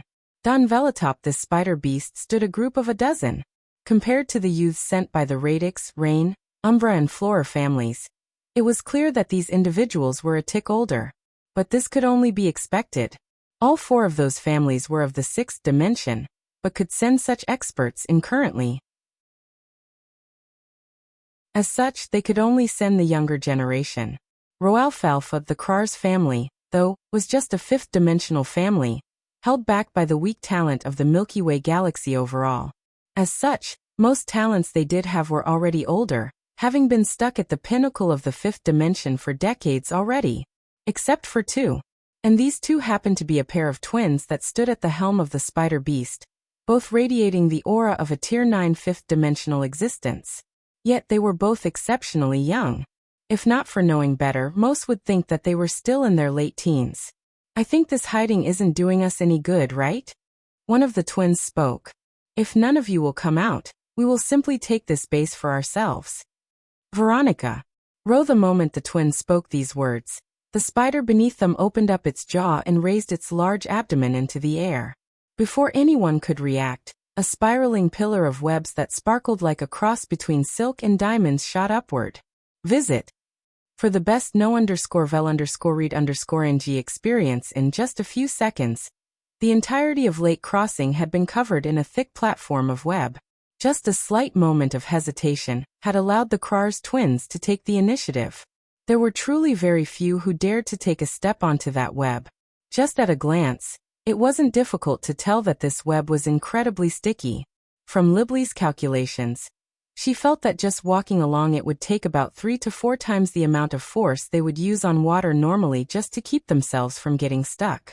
On top of this, there was a high likelihood that the web was also poisonous and may very well already be spreading a silent killer into the air. Ausen poison detection. Libley commanded. Yes. The middle-aged man released the moth for just a moment before his expression changed. Nerve-numbing. Airborne. I see. Libley took out her radix cube and fused force into it. With a click, what looked like a spider jumped out with its legs and clamped onto her face. Very soon, the lower half of her face including her nose were covered by a bronze mask. Who has come? Young miss, it seems that the Rain and Flora family have attacked Earth's base. As for the rest, the evergreen clergymen don't seem to have made a move while the Umbra family is very, very difficult to find. That said, there is an uptick of about 0.1% of atmospheric dark elemental force in the general surroundings. According to our information, there's a 97% chance that the Umbra family is already here. The latest _AP_SODIES are on the website. As Ausen spoke, he too used his radix cube to cover his face. Gather the vanguard, it's time to move. We can't let them do as they please. Libley's words had hardly fallen when several scythes of darkness cut at the large platform of spiders' webs from all sides. The speed was so fast that the twins could only narrow their gazes as a large chunk of their foundation was ripped apart. When it came to a stop, the whispering fog of several shadows drifted into the air, disappearing one after another. However, just one stayed behind, a cheeky grin on his face. This young man was exceptionally pale, and was lanky to almost an extreme. And if Lionel had been there to see him, he would have been shocked. Because this young man was none other than Radlys, the first friend Lionel had ever made on Valiant Heart Mountain. He twirled twin short swords in his hands as his body seemed to drift into the wind. His legs disappeared into fog, and his torso quickly followed suit. Eventually, there was just his head and his cheeky grin remaining. I've been suppressing myself for too long. Since you'd like to play, let's play. That's what my Umbra family does best. The instant Radlys vanished, the clinking of armor resounded as the Radix family charged forth. A three-way battle erupted with hardly any warning, sending the calm water of the lake into a frenzy. Bronze force, dark elemental force, and a spider's web all spiraled out of control. Chaos descended upon the second lake crossing.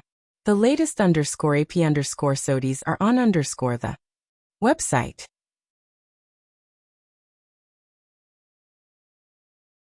Chapter 1033. The battlefield had less than 50 people taking part. It was clear they all had a tacit understanding that this was a place reserved for elites and elites alone. Anyone else would only be like fodder to a flame. Libley and Radlys clashed with the twins.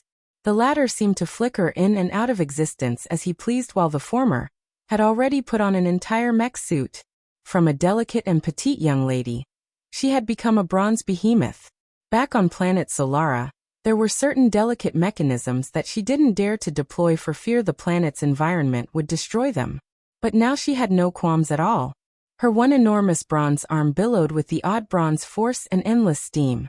Her slender arm was quick and flexible, sending out blades of energy that pressed one of the twins down. Radley's twin short swords were like arcs of black lightning. They appeared without warning, struck with unconscious speed, and moved like deathly shadows. Not bad. Radlys laughed as he vanished and appeared on a whim. I thought that only those two would be good in this galaxy, but it turned out that there were other talents here too. It's a shame you aren't a woman, or else I'd want to take you as a concubine. The Krar's twin remained indifferent to Radley's taunting. All around him, shields of spider-web silk hung around him. In total, there were at least a dozen, each of which was just a foot in diameter. The twins' fingers moved about with a deft swiftness, controlling both these shields and several hiltless blades. In his battle with Libly, the other twin also seemed to use the same silk-based ability, their flexibility in battle coming as no joke. The latest _AP_SOTIES are on the website. Just earlier, Veronica, the spider beast, had vanished and became a tattoo on the latter twin's back.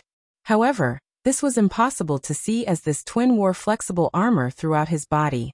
All that was possible for the others to tell was that these two brothers seemed to have abilities related to the very spider they had just ridden. Radley suddenly found a silk thread attached to his blade, catching him somewhat off guard. With a quick deployment of his dark elemental force, it began to corrode. But the process was far too slow, showing just the kind of strength these silk strings had. You could never defeat us. The twin spoke plainly. This world is ours. The twin's finger flexed, causing a surge of energy to threaten to snap Radley's wrist if he didn't release his weapon. At the same time, a hiltless blade shot toward his compromised arm, aiming to pierce through the left of Radley's chest completely. Radley suddenly chuckled. I managed to survive that lovesick woman while hiding my strength for 2 years. What makes you think this is enough to deal with me? Donval Radley's back suddenly erupted with tendrils of dark energy. Soon though it became clear that they were actually several tails, of which there were 3 in total. With a bang, one shattered the ceiling of the speed of sound. Like a streaking shadow, it whipped through the air, slamming against the incoming hiltless blade, and sending it spiraling into the air. Before the twin could regain control of it, Radley's tail shot up, wrapping around it tightly and sending it flying. The air felt as though it was being cut apart. The strength of Radley's tail was completely beyond the expectations of the twin. Several of his spiderweb shields shot out, lining up in a line to block the incoming blow. Visit. For the best no_vel_read_ng experience SHUUU. Pung. Pung. Pung.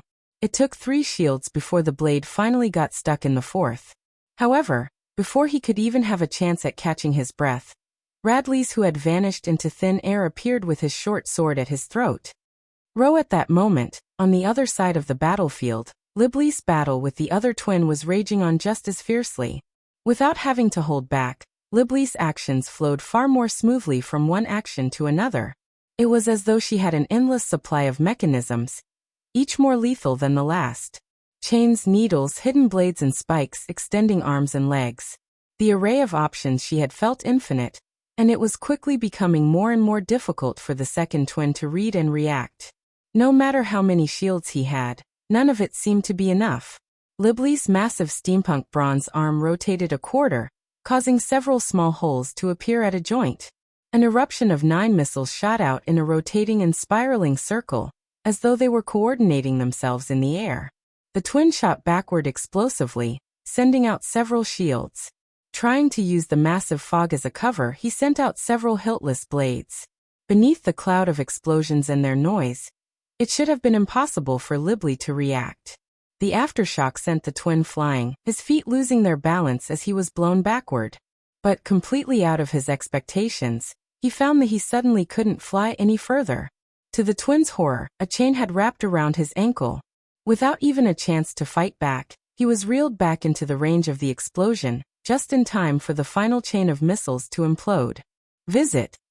For the best no_vel_read_ng experience just like that, at seemingly the exact same time, one twin lost their head and another was blown to bits, falling within split moments of each other. The fog around Libly slowly dispersed while the surge of dark elemental force around Radley's calmed. The darkness that had taken over Radley's gaze began to pale as he looked toward Libly with a fiendish grin. You're quite a beauty. It's a shame that you're not my type. I like more voluptuous women. Radley's gaze went blank as he thought back to the large breasts of Balthorn. He almost began to drool. Libly didn't react much to Radley's words, simply brandishing her weapons and pulling back her chains. But before the two could battle, the sound of two voices caused their pupils to constrict. "See, I told you, D. We're at too much of a disadvantage. The Milky Way is too untalented. We can't beat them one-on-one like this." "Fuck off, Dre. I'm unresigned. This is bullshit. Wouldn't everything be alright once we take Earth's talent for our own? Then nothing would hold us back any longer. For now, just listen to me." Libley and Radley's turned their gazes to find an enormous bird hovering in the skies. On its back, two individuals that they should have just killed stood, perfectly fine as though nothing had happened. Visit. For the best no_vel_read_ng experience, since our talent isn't good enough, well, just drown them in numbers. At that moment, the sky that was fairly clear aside from the light drizzle of a few clouds suddenly warped. From just a single bird, there were suddenly hundreds, each of them with squadrons of 10 on their backs. Instantly, a battlefield that barely had 50 people suddenly ballooned into one where a side had thousands in a single blink. Libley and Radley's pupils constricted into pinholes.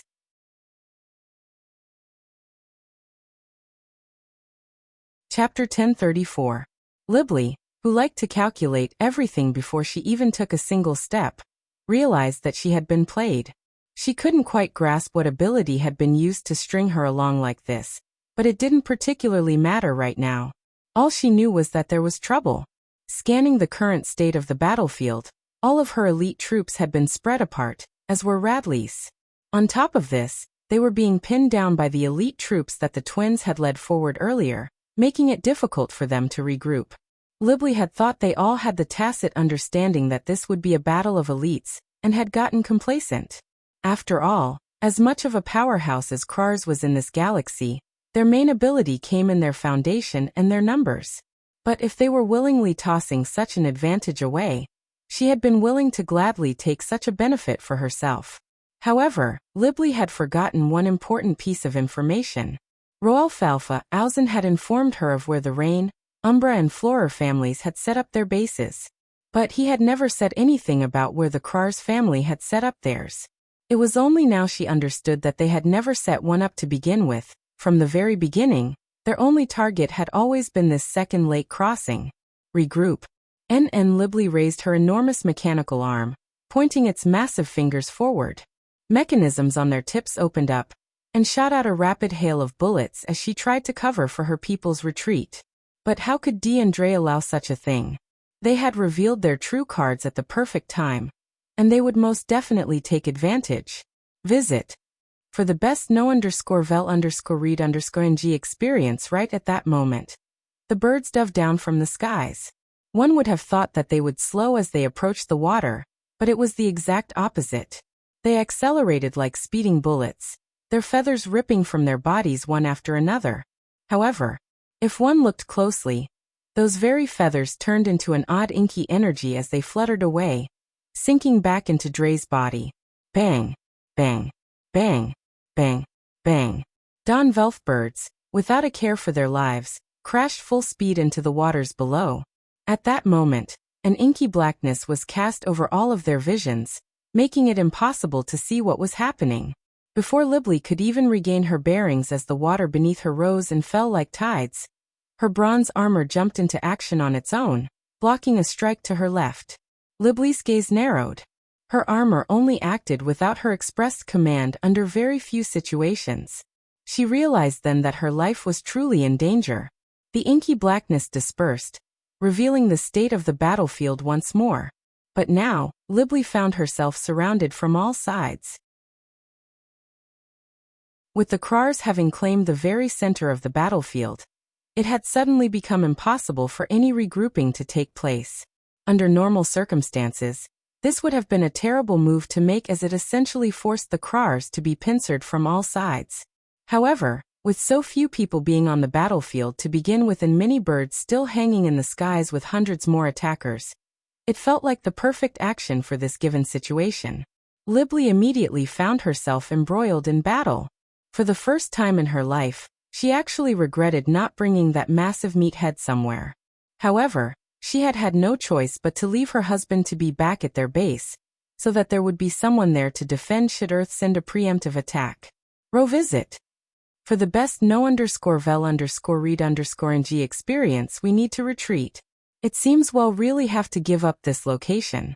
If they build an entire base of that spider silk, it'll be difficult to take this back without at least a few thousand troops. But even then, Libley's mind spun as she thought. The bare minimum requirement for attacking this second lake crossing once the Krars had established themselves would be an antidote for this nerve-numbing poison that was slowly accumulating in the air. Not everyone of the Radix family had good enough crafting skill to block this poison like she did. And the Umbra family was known for their immunity to such things, and Libley truly didn't want to let them have the upper hand. Damn it! Retreat! No sequence. Libley's mask projected her voice over the battlefield. Her words told her men to use whatever means to escape they had. Without a sequence allowed them to scatter. Dre and Dee, who were still in the skies, smirked when they saw the attempted retreat. They acted in unison, fitting themselves into all sort of twinning stereotypes. Fire at will. Dre said lightly. Those who remained on the backs of the birds weren't just anyone. They were the best marksmen the Krars Empire had to offer. They weren't fearful of being pincered because they simply had the best cover imaginable. They had essentially started an air fight on a group of people who were clearly not ready for one. Visit. For the best no_vel_read_ng experience, Radlis' gaze narrowed. When it came to escape, his people were probably the best. But it was difficult when they were forced to engage in battle like this. They needed both time and space to vanish like they usually did. And unfortunately, the sun was still too high in the sky to lower the requirements. The marksmen above began to target the escaping Radix family members together. If one wasn't enough, 3 or 4 volleys were often sent. The casualties began to slowly increase. It was right then that the situation on the battlefield changed once again. Dre subconsciously looked in a certain direction, his gaze narrowing when he saw an array of speedboats racing down the river. In fact, much like the clergyman, he almost hadn't noticed them at all. Shoot them, do. Dre hadn't even finished his commands when a beam of golden light tore through the skies, ripping through the throat of his bird. In the distance, still just over 2 kilometers away, Lionel frowned, holding his sniper rifle in his hand. The latest _AP_SODIs are on the website. The birds aren't real? In that case, let's do this. Dre and Dee fell from the skies, an inky blackness hanging around them. Unfortunately for them, Lionel had already locked on.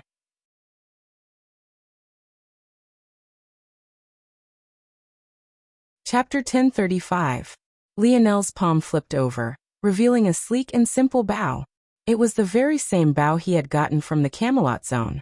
Though it was just a quasi-bronze treasure, when it came to this battlefield, it was already among the best weapons in appearance. And when it came to matters of marksmanship, Lionel truly didn't need anything more than just this. In the blink of an eye, 6 arrows appeared on Lionel's bowstring at once. As though he hardly needed to calculate anything, they shot outward, piercing through the throats of just as many birds in what felt like an instant. No amount of maneuvering seemed to matter. With every light breath Lionel took, another bird fell from the sky. His single arrow seemed to be capable of covering the whole battlefield. No matter how many barricades you stood behind, no matter how much effort you put into running, it was all meaningless. Lionel's body and the bow seemed to vanish. No, it wasn't that it had vanished, but rather that they seemed to have become one. The twang of the bowstring was no different from a flex of Lionel's arm, or a whipping of his leg. The curve of the bow's body was no different from a tensing of Lionel's spine, and a priming of his heart. It had been so long since Lionel used a bow, rather choosing to rely on his crafting skill to create powerful sniper rifles. The only reason he was using it now was because he realized that it was a more efficient use of his stamina. Even though the sniper rifle didn't drain him like it once did in the past, it still packed a punch. However, Lionel never expected to suddenly become immersed in this feeling he hadn't touched upon in such a long time. There was something about the bow that existed on a plane separate from the gun. No matter how hard Lionel tried, he always felt that there was a barrier between him and his guns truly breathing as one. And yet, that barrier seemed to be as thin as a sheet of wet paper when he picked up his bow. Visit. For a better user experience, Lionel asked himself the same question he had asked of his spear. What was so special about bow force? It was a funny question because Lionel wasn't even certain that he had ever used bow force before. Had he ever grasped it? In truth, he wasn't really sure. He thought he had, maybe, possibly. But had he really? Likely not. For a long while, he hadn't felt that there was any difference between the weapon forces. They just made things sharper, right? In that case, why grasp bow force when he could just attach spear force to his arrows? Wasn't it the same thing regardless? Unknowingly, Lionel had restricted his bow force in this way, making what he had comprehended from Merlin's trial quite benign and useless. So he asked himself again, what separated bow force from other forces? It felt like the answer was range again. In fact, it felt like the answer was range times 10. But Lionel felt unsatisfied with this answer. It wasn't because this answer was wrong. In fact, it was correct. The reason he was unsatisfied was because he felt that it was too simple. Lionel fell into a trance-like state. His fingers moved faster and faster, and the arrows he released seemed to blot out the skies all on their own. Before the boat had even crossed from 2 kilometers away to just a single kilometer, more than half of the birds in the sky had been slaughtered. Visit. For the best no_vel_read_ng experience at that moment, Lionel entered the range of the Krar's marksmen, and they began to try to snipe him out of the skies before Lionel could get to them. But that was when something Radleys, Libly and the twins would never forget in their lifetimes happened. Lionel's speed hit a new gear. He ran out of arrows and simply began to form them with his earth force. His arm became like a blur, and the bowstring often didn't even have a chance to settle before he slotted another arrow in and pulled. At that moment, they all witnessed a single bowman facing off against dozens. Lionel sent out several volleys, his arrows perfectly clashing with the ones the Krar's marksmen released. At first, it was even and they seemed to have reached a stalemate. The clashing in the skies grew resounding, flashing lights of all colors coming from one side only to be blocked by a curtain of bronze from another. It was as though the arrows had become no different from droplets of rain rebounding against one another in the sky. But then the situation changed. Lionel's arrows began to skim against the sides of the oncoming arrows. It seemed that he had missed at first, but then it became clear that a single one of Lionel's arrows began to disrupt the path of 2 others. Then 3 others. Then 4 others. Bang! A surging aura burst from Lionel's body. A golden spear light flickered into and out of existence on Lionel's forehead as though it was fighting back against something, but it was to no avail. Lionel's arrows suddenly gained life of their own.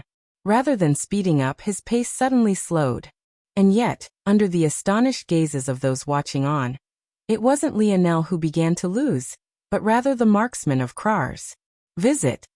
For a better user experience, Lionel took a light breath, an arrow releasing along with his exhale. It curved through the skies, skimming against the side of one arrow after another.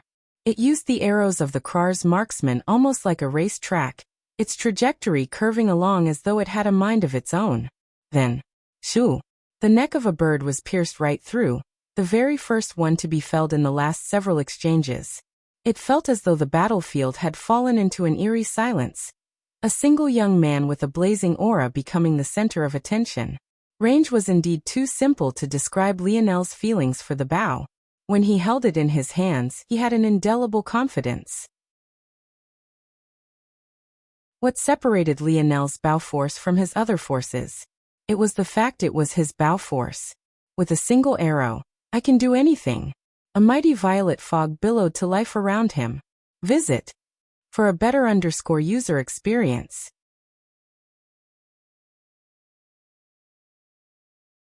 Chapter 1036. What Lionel had needed to understand was why range felt like too simple of an answer to him. And it had only taken a moment to do so. The truth was that it was too simple, because Lionel's state of mind when it came to the bow was far beyond his state of mind when it came to the spear. The reality was that despite having a lineage factor related to the spear, and even having the spear domain heirloom, his thought process revolved much more around the bow than it ever did the spear. Much like how switching to wooden spears for a long while helped Lionel grasp something he had been missing, So too did using his sniper rifle for so long. It made seeing the fundamental difference so much clearer. The reality was that Lionel's explanation was much more complex for the bow, because if his spear force could be considered to have stepped into level 2, then Lionel's bow force had just entered level 3, skipping over level 2 entirely. Lionel was sure that there were probably names and categories for this stuff already documented, but he had purposely not used the dictionary to learn about them. He didn't want his progress in this fashion to be influenced by anything else. It was quite interesting. Lionel was always worried about missing out, and had always wanted to learn as much as he could about everything. But for some reason, when it came to his spear and his bow, he wanted the exact opposite. Something about them felt deeply personal in a way he found difficult to describe. In the end, he chose to follow his gut. And as things stood now, it was doing wonders for him. Lionel released another arrow, but the result of this one caused the expressions of everyone around to change wildly. The air around the arrow vibrated out of control, and the force in the surroundings seemed to distort. It hadn't even reached its destination yet, and yet not a single soul failed to see through its danger.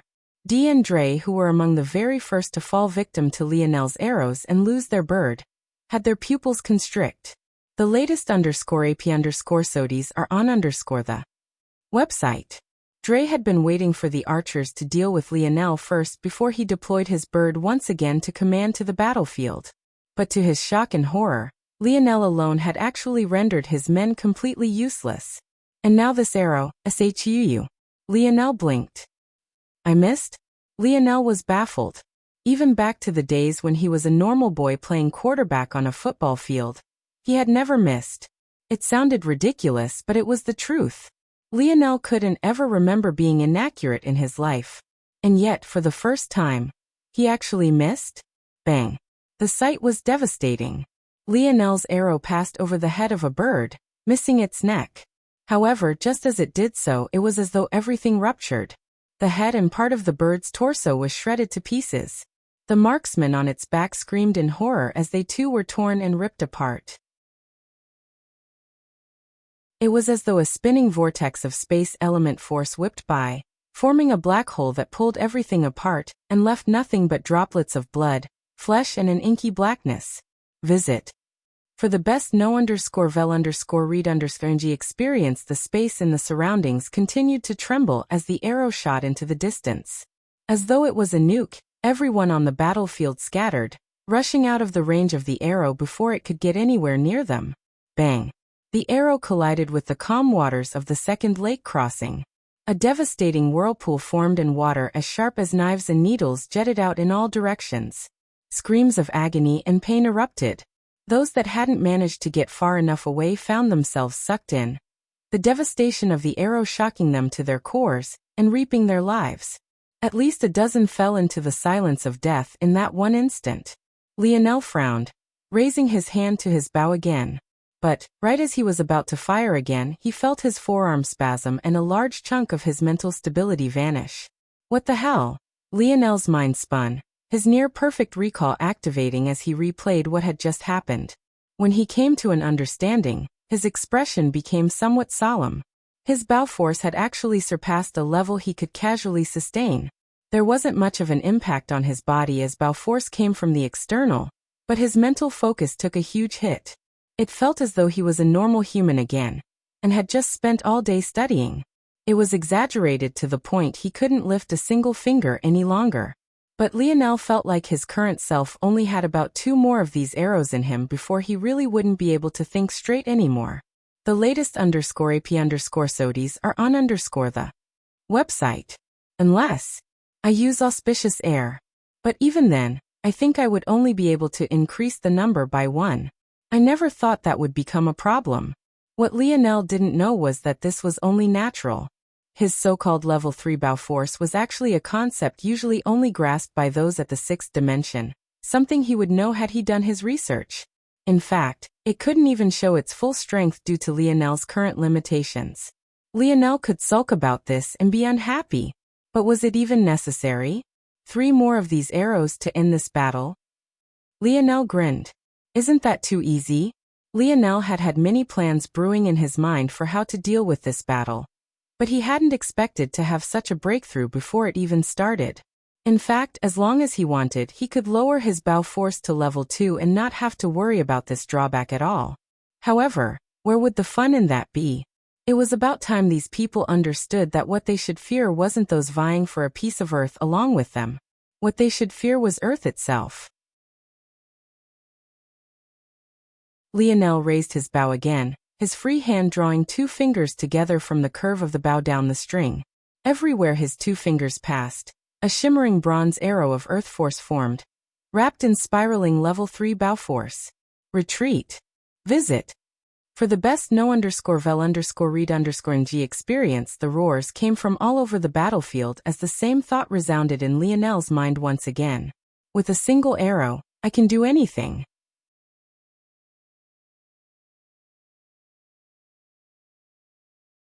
Chapter 1037.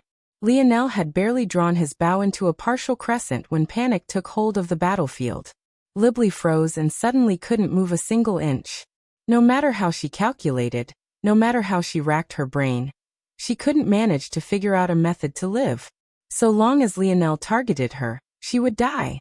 For the first time in her life, she was 100% certain of a conclusion. The only people capable of resisting that strike were powerful quasi and true 6th-dimensional existences. In addition, they couldn't be normal quasi 6th-dimensional existences either. Considering how weak the Tier 9 pair of twins had been, losing to Libli who wasn't even Tier 7 yet, it was doubtful that there was anyone born in the Milky Way capable of such a feat. The only chance they had was if Lionel didn't fire at all. But what chance was there of that? Lionel's fingers released from the string, his actions smooth and unhurried. From barely being able to pull this bow to 20% of its potential, Lionel could now pull it to 100% with ease. However, he had chosen not to because it was simply unnecessary. Rippling waves of distorted air pulsed around the flying arrow. At first glance, it almost looked like the warped images one would see around an extraordinarily hot object. The air wasn't steaming, but its surroundings twisted and bent almost like a rippling puddle of water. Protect the princes. The roar came from the backline, but the Krar's warriors all fell into rank. As though this order was an injection shot of bravery, their eyes went red. Visit. For a better user experience, a commander type ability? Lionel's gaze narrowed. But this works out well too. Shoo. Several roars shot into the skies, rows upon rows of warriors blocking the path of Lionel's arrow toward Dre. As far as Lionel was concerned, the large number of Krar's warriors was the main roadblock to him capturing this space.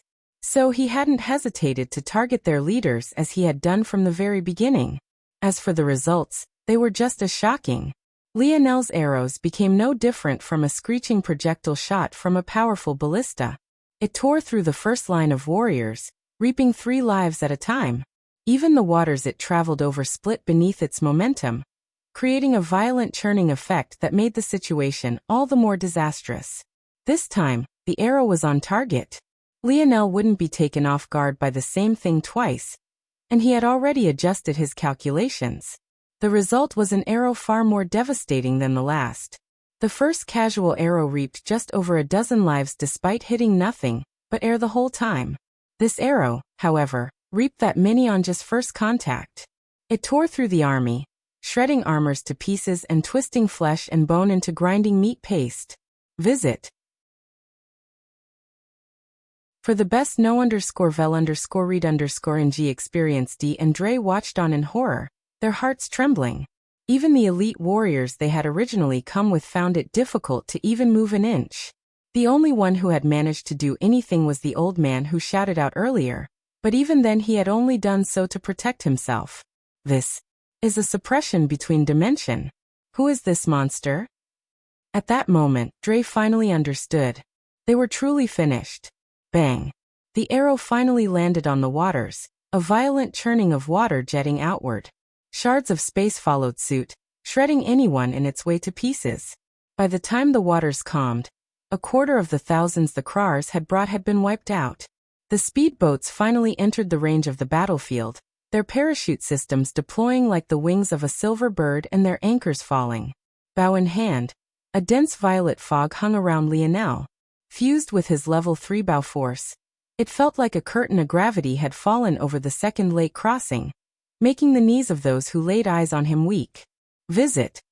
For a better user experience right then, Milan, Raj, Drake and Alan stepped out of the boats ready to fight.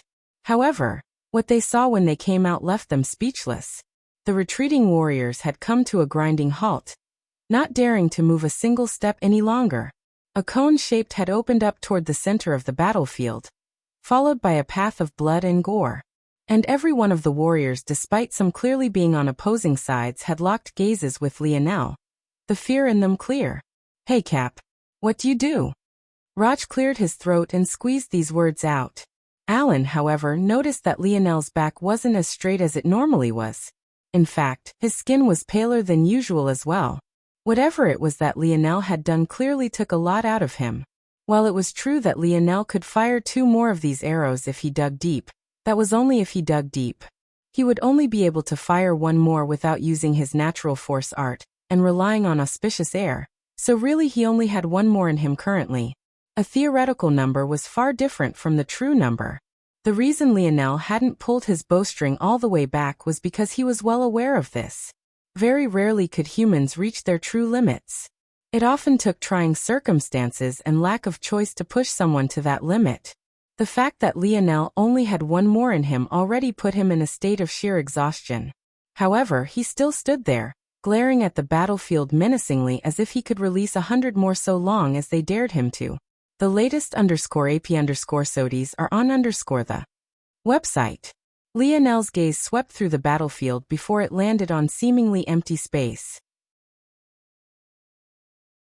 The moment it did, it narrowed somewhat, causing that empty space to shudder, releasing a hint of dark elemental energy that had most definitely not been there before. Radlys was forced to appear before the coercion, coughing somewhat awkwardly. "Hey buddy, long time no see. How's Aina? I bet she's just as beautiful as ever, right?"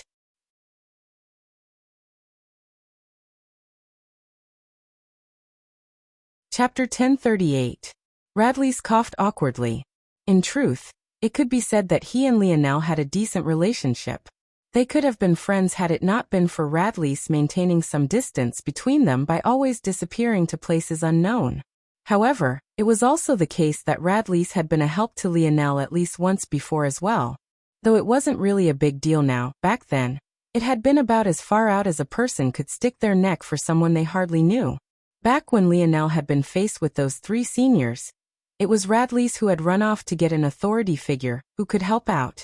Even though Lionel hadn't ended up needing the help, had he actually needed it, it could have put Radlys in an awkward situation for the rest of the time he was there. Lionel, of course, recognized Radlys, but he wasn't as surprised as the latter might have thought he would be. Radlys had always been odd to Lionel. He always seemed to be aimless at Valiant Heart Mountain, chasing girls and even joining a Forcecrafter guild even though he was clearly not a Forcecrafter. And yet, despite being so aimless, he had managed to gain a quota to enter the Valiant Heart Zone. Not only had he entered it, but he had actually managed to be among the few who survived all the way to the end. From that moment, Lionel knew that there was something off about Radlys, but he never pressed to find out because he could tell that the latter was trying to keep some distance between the two of them. In addition, given Lionel's state of mind back then, he didn't really care about the feelings of anyone else outside of Aina, so he hadn't been in the business of making friends. Seeing Radlys here, rather than making things more confusing, actually made things make more sense. At the very least, it made the questions Lionel have about him far more pointed. Had Radlys gone to Valiant Heart Mountain for the Valiant Heart Zone? That was very likely. But why? Was the Valiant Heart Zone enticing even to someone with a background like Radlys? To the point where he would actually choose to infiltrate it? Lionel had to believe that for Radlys' family to be scheming on Earth, they must have gathered a lot of information on the Milky Way. With that information, they should have known that Valiant Heart Mountain was being eyed by 3 other forces all at once. That meant that there was nothing to be gained from establishing yourself in such a place, unless your only goal was their treasure. Due to this line of reasoning, Radlys must have entered the Valiant Heart Mountain for the sake of its zone. This would also explain why he didn't show his talent until the crucial moment. But Lionel still felt like he was missing an important part of the puzzle. The latest _AP_SODIES are on the website. Rather than replying to Radley's, Lionel spoke to the army as a whole. You all have two options. Since there are 3 groups among you, I'll let you make the decision for your respective people. The first option is to continue this one-sided massacre. The second option is to surrender and become prisoners of war. Which will you choose? When Lionel's words fell, he had already raised up his bow and began to draw his 2 fingers through the air. Another bronze arrow began to take form, shimmering with bow force that bent and twisted the space around it. Of course, Lionel was only using level 2 bow force currently while masking it with space elemental force to mimic the same effect. But they didn't need to know that. Right? Lionel knew that if he really pushed himself to draw a 3rd arrow, he'd fall into a coma for a long while. If he wasn't here to command the war, then who would? He had too many responsibilities to fall here. I surrender. Lionel raised a brow. The voice was female and came immediately after his words fell. It was clear that this person had made a decision long ago and chose to surrender. Lionel was a bit surprised to find that it was Libly. From what he knew about this young woman, she was quite headstrong. But it seemed that she also knew how to be flexible as well. Visit. For the best no_vel_read_ng experience from the look in her eyes. It didn't seem like she was afraid of death. But she also didn't seem like she was faking it either. Lionel nodded her way. As long as Libly surrendered, it meant the rest of the Radix family would follow suit as well. Raj. Gotcha. Raj's chubby fingers moved and a swarm of metallic sand shot forward, wrapping around Libly, who had long since stepped out of her battlesuit. I surrender as well. Radley's chuckled. You won't treat me badly, right, Lionel? Toward Radley's casualness, Lionel could only be speechless. Did he not realize how serious these matters were? Or maybe this guy was just always like this. Dee and Dre took this matter the most harshly. The Krars family had the most to lose in this endeavor, and they had gone all out to fulfill that goal. And yet, their plan had been thwarted like this? Even though Dee and Dre only represented one prong of their attack, they were among the most powerful. What did this say for the rest? However, as much as they wanted to fight back, fear gripped their hearts. The river was still dyed with blood that had yet to be washed away. If they answered wrongly, that could be them. Visit. For the best no_vel_read_ng experience, brother. Dee's jawline clenched. The twins looked toward one another, their expressions grave. Dre sighed. I'm with you if you're with me. Dee grinned. Might as well go down swinging. This wasn't a casual matter for them. Libly and Radley's might be able to surrender, but that was because their people would be just fine. Their families would likely negotiate a large ransom for their return. However, the Krars could not afford this. All of their chips had been pushed to the center of the table. Even if they couldn't win this battle, they had to weaken Earth as much as they could. Lionel could already tell what their answer would be the moment he saw these looks. Men of Krars. Dee's voice boomed. Protect your homes. Dee and Dre dashed forward through the cone of blood formed amidst the battlefield, taking on the vanguard. If they died, then they died. As princes of their empire, they had to be the last to give up hope. Lionel's gaze narrowed and he waved his hand. Thousands of soldiers swarmed out of the speedboats. The final battle for the second lake crossing beginning. Visit. For a better user experience, unfortunately, it seemed that the finale was already set in stone.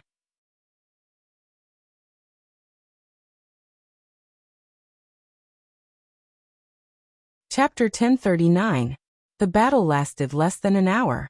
Even without releasing his arrow, just the oppressive might of Lionel's level 3 bow force was like a domain all to its own. Its presence alone had a suppressive effect on the Krars that lasted until the very end. By the time they realized that this was all because Lionel couldn't casually release such attacks, it was already too late. Dee and Dre found themselves caught much like Libly and Radley's had been. They had wanted to fight to the death, but why would Lionel allow that if he didn't have to? These two represented a treasure trove of information. As for whether they gave it up willingly, or via the use of different means, Lionel didn't particularly care. He was sure that there was someone with an ability useful in this respect somewhere. You tricked us. Libly spoke plainly.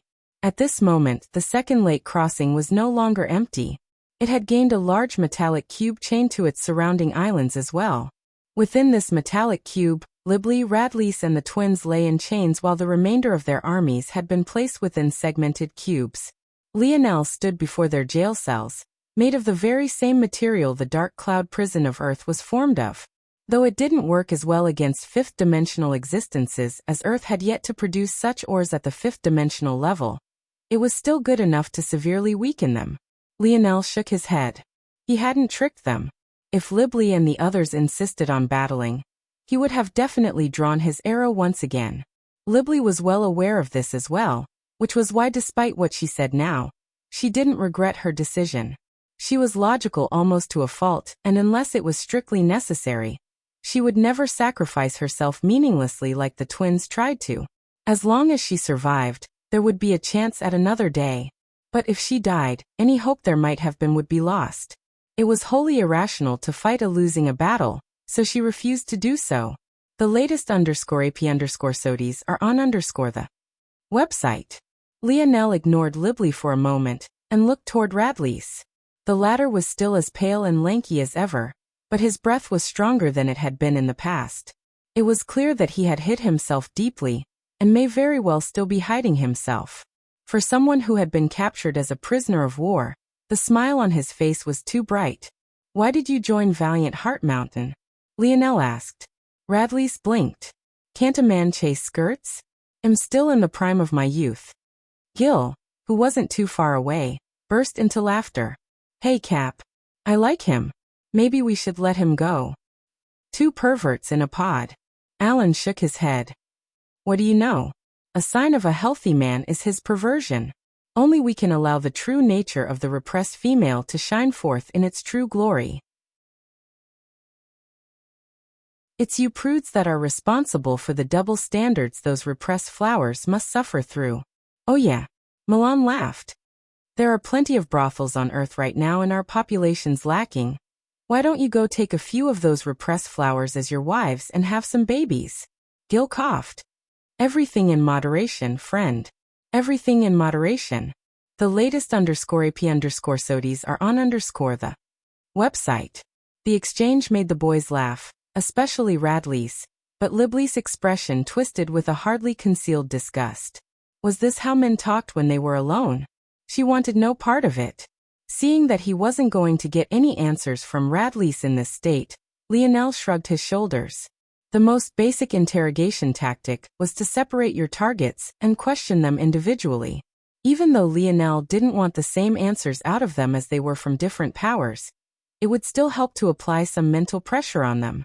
After all, they were far too relaxed right now. The only ones who had dark expressions and didn't say a word were the twins, but this made sense since they were in the worst situation. Still, Lionel hadn't bothered to do any of this because he didn't expect deep answers from any of them.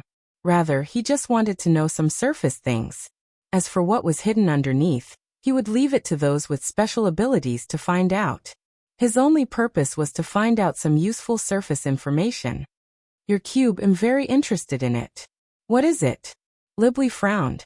But it wasn't exactly a secret either, so she felt that if this information could allow her to continue remaining here comfortably until someone saved her, that would be fine too. The Radix Cube is a tradition of our Radix family. From the moment we begin to learn crafting and awaken our bronze force, we begin to build our own. During our lifetimes, we'll modify, change and improve our Radix Cube until it can become more and more powerful. Lionel felt intrigued by this, his eyes glowing until he thought of something. "None of you restart?"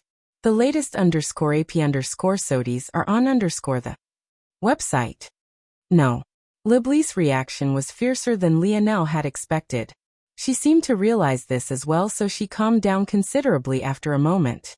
It seemed that Lionel's question had touched on a taboo he wasn't aware of. However, Libly clearly didn't want to say more after this and directly fell into silence. Unfortunately, her outburst had revealed enough.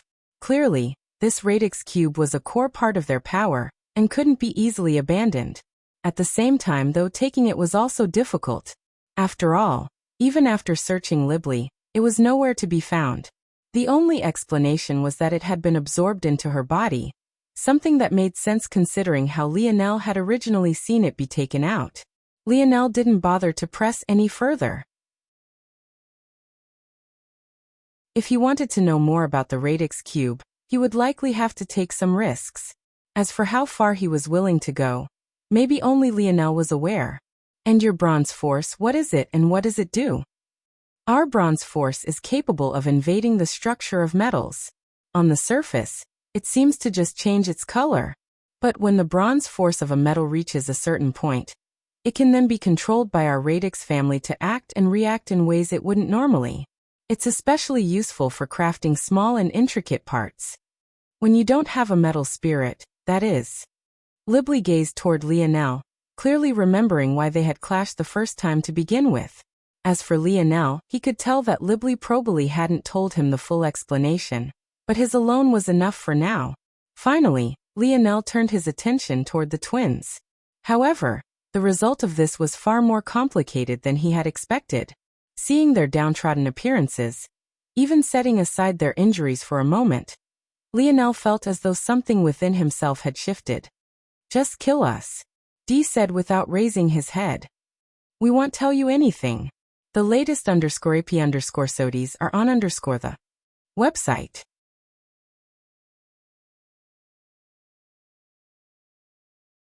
Chapter 1040. Lionel gazed toward Dee then his brother for a long while, his expression not shifting very much. Pride in one's world wasn't something Lionel was familiar with. Things like nationalism and cultural pride had already been weeded out by the Ascension Empire long ago. It was easier to bring people together when they didn't believe that there were things that separated them. But what Lionel realized just now was that this pride hadn't vanished. It had just been buried. There was nowhere to flaunt this pride if everyone around you shared the same identity. Much of Earth's pride turned into one of status and wealth. But it was also something that anyone could get so long as they performed well enough on the gene assessment. As long as you were talented, building up a noble family in just a single generation wasn't impossible. Lionel himself was a prime example of this. Even though he had no interest in being a quarterback, there was no doubting that it would have made him a very rich and very popular man. The fact he was born on a paradise island didn't hinder his future in the slightest. Due to all of these things, Lionel never truly felt this sinful sort of a pride. In fact, he had always subconsciously rejected it, even to the point he built his future aspirations on hoping this sort of pride never restricted the life of anyone else. But what happened the moment Earth was opened up to the rest of the dimensional verse? Suddenly, what once was a closed system became an open one. The cohesive unit of Earth became a minority, and the enemies that surrounded them forced Earthlings to look upon them like the others. What had Lionel thought the moment he stepped onto the battlefield? He had wanted to show these people that the citizens of Earth weren't pushovers, and that they were to be feared. But, wasn't that the antithesis of everything he wanted to accomplish? Visit. For the best know_vel_read_ing experience in just a few steps, even he who was consciously aware of it all, or at least assumed himself to be, had fallen victim to the same sort of indoctrination. In fact, the more enemies he defeated in Earth's stead, the further the citizens of Earth would fall into this line of thought.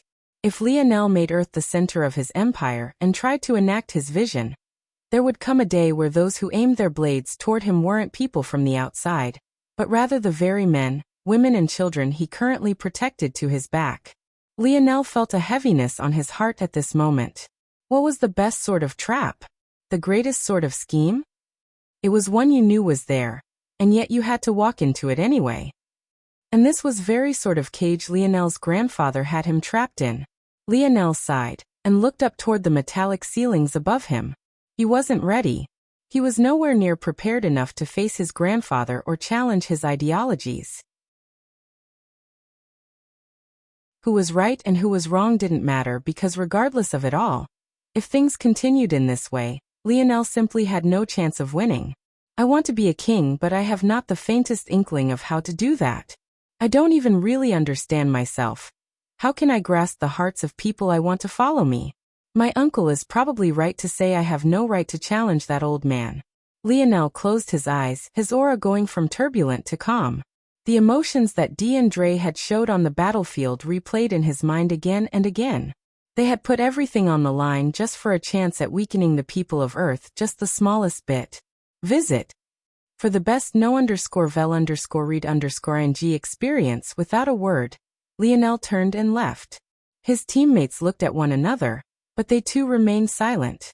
They didn't feel like there was anything to add to the conversation. Ultimately, they didn't have the same ambitions as Lionel. And while Lionel hated the game of football, they actually quite loved it. It could even be said that Lionel was a rare exception when it came to hating the results of the gene assessment. They followed Lionel because that was what they had always done. This sort of team bonding, relying on each other and having each other's backs is exactly what they lived life for. If they could have a few laughs with their brothers along the way, that was also what they would do.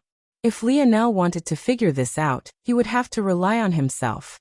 But once he did, they would be the first to follow. Lionel spent several days building the wooden fort of the second lake crossing. His speed and skill this time was much greater. As for the matter from the first lake crossing, Lionel didn't worry. If things had gone horribly wrong, Arthur would have already contacted him. By the end of the week, everything was prepared. In that time several scouts had come from other regions to see what had happened, but how could they hide from Lionel's internal sight? They were all dealt with swiftly and easily. On the 8th day, there was finally movement. Cap, we just got word from Big Sis M. The latest _AP_SODIs are on the website. Lionel looked up, a familiar spear made of vines and a blade of roses lying on his lap. What happened? Do they finally need help? No, Alan spoke as he came into view, a slight sheen of sweat from his daily workout still on his forehead. Something weird is going on. It seems like the other families found out that we caught their geniuses. We captured that Libley and Radley's guy over here, and Arthur, M and the others captured a few of their own. According to the message, they're issuing a challenge. Apparently it's a custom of the dimensional verse to claim their prisoners of war back, with one-on-one challenges. Lionel raised an eyebrow. That sounded absolutely ridiculous. They also said that if there was anyone who could defeat their warriors on neutral ground, without the suppression of Earth's fold of reality, they would directly retreat and leave Earth alone. Lionel's expression warped. How shameless were these people exactly? Why did it sound like they were being done a favor? And as if Lionel would believe their nonsense about retreating. They probably realized that Earth wasn't as simple to take a hold of as they originally thought. So they would take this opportunity to retreat to their bases in the Milky Way, and wait for a better chance to assault their fold of reality. They might even wait until Earth broke into the 6th dimension, so they could send their true powerhouses forward. There was also a good chance that it was a combination of all of these things on top of being a trap. Lionel wouldn't be surprised if they used this so-called neutral ground to make a move. This was war and history was written by the victors. Lionel wasn't naive enough to trust them. Visit. For the best no_vel_read_ing experience standing up, Lionel took a step and vanished. Let's go. His voice rang through the air. This is a money-making opportunity.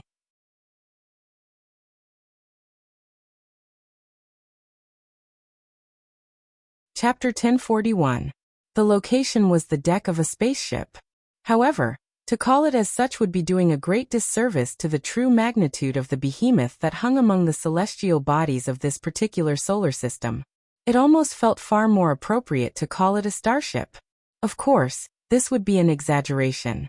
True starships were at a minimum capable of rivaling a moon in size, while the largest of them could live up to their namesake, and could stand side by side with suns. This one, however, was just 10 kilometers in length, hovering outside the Milky Way's fold of reality. A distance away from this junior starship was a planet that hovered on neutral ground. It wasn't currently claimed by any major powers of the Milky Way Guild, and was actually meant to act as a relay station to the starship. Lionel, who had appeared on this planet with his brothers to his back, couldn't help but chuckle. Before Lionel, a middle-aged man with a cold expression stood. His left eye had been replaced by a rolling bronze eyeball, and his right was covered in a monocle. Currently, He was the one responsible for manning the teleportation station to the starship hovering overhead. This planet was an edge planet. It existed at the very border of a fold of reality, and was valuable for its use as a jumping point. But, outside of that, it was quite barren and lacked in resources. So, not much unlike the asteroid gas station era had gone to for the sake of reporting Lionel, there was hardly anyone here. Visit. For the best no_vel_read_ng experience, it wasn't just Lionel who had come. Noah and Jessica were present, along with Tyrion and the Moon People. However, they were all infuriated as well. The issue challenged by the sixth-dimensional galaxies was clearly a blatant provocation. Not only was it a ridiculous excuse piggybacking off of a rule that didn't exist, but they had even insulted the intelligence of the people of Earth a step further, by actually placing so many hoops before them for them to jump through. Lionel held an amiable smile on his face, even while realizing the situation they were in. Since he had chosen to approach every situation like this until he was forced not to, then he would follow through with that choice, even if it seemed blatantly obvious that the purpose of these people was not pure. I don't think that this would be in our best interest. How about we meet in the middle? Lionel spoke to the middle-aged man. Since we are already here, why not come down? We are more than willing to have this battle. However, stepping on your ship doesn't seem to be necessary, nor does it fulfill your original promise of a neutral site. The reality was that the fact that they could pick the location of this planet inherently made it not neutral to begin with. If they could set up teleportation stations here, who was to say that they hadn't set up anything else? Still, Lionel chose to attempt to compromise first. The latest _AP_SODIES are on the website. His thoughts from just a few days ago were still weighing on his mind. He didn't want to think of his enemies as others. He wanted to think of them as future subjects that he would one day subdue. People no different from himself. He was consciously trying to fight back against his own human nature to form in-groups and out-groups. As such, he couldn't just come in guns blazing just because someone was trying to play hardball in negotiations. But what Lionel was going to find out very soon was the fact that sometimes it simply didn't matter how charismatic or nice you were. Oftentimes, logic was irrelevant as well. At a certain point, only those that were strong got a say in what could be deemed as reality and what couldn't be. And as though to prove this, the middle-aged man's lip curled into a crooked sneer, as though only a single half of his face worked properly. We have already laid out the requirements to end this war with as little bloodshed as possible, he said. However, if you don't want this olive branch, we'll directly use this planet as a springboard to send out sixth-dimensional powerhouses into your galaxy. Then we'll end things our own way. At that moment, Lionel came to an understanding. They hadn't called them here to battle, or even have these peace talks. They had been called here as a display of their strength, and also as another slap to Earth's face. It was as though they were coddling Earth, showing them their trump cards like they didn't have the ability to find these things out on their own or understand them. The latest _AP_SODIES are on the website. And the most disgusting part of it was that they were correct. So let me get this straight. You made up a bogus rule you thought we would be stupid enough to believe actually existed. You then made us teleport to this so-called neutral ground. And yet, instead of this neutral ground being the location of battle you asked for, you want us to teleport again so that we can go to your spaceship? Milan spoke without a care for courtesy. Usually, with Lionel and Noah taking the helm as princes of Earth, it wasn't the turn of others to speak. But having been following Lionel for so long, a man who didn't really care about such strict hierarchy, Milan never hesitated to speak his mind, even in the face of these people. He was already infuriated at this point. These people, did they really think that they were stupid? The reason they had come here despite knowing that this prisoner competition was bogus, was to prove that they had nothing to fear. Even if it was one-on-one battles, who cared? Since when were the people of Earth afraid of anything of the sort? But now they were very clearly taking it too far. The latest _AP_SODIES are on the website. The middle-aged man's bronze eyeball spun, landing on Milan.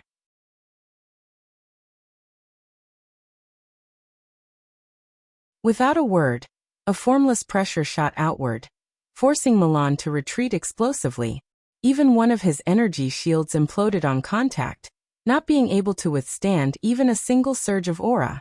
Before anyone could react, Milan had already been forced backward dozens of meters. Tell your barking dog to watch his mouth. It's already beneath me to waste my time here. This isn't a negotiation. You either do it or you face the consequences. Lionel's smile slowly faded.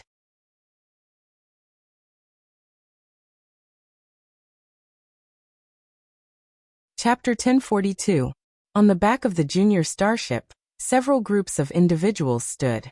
It became clear after some observations that they mainly fell into 4 categories.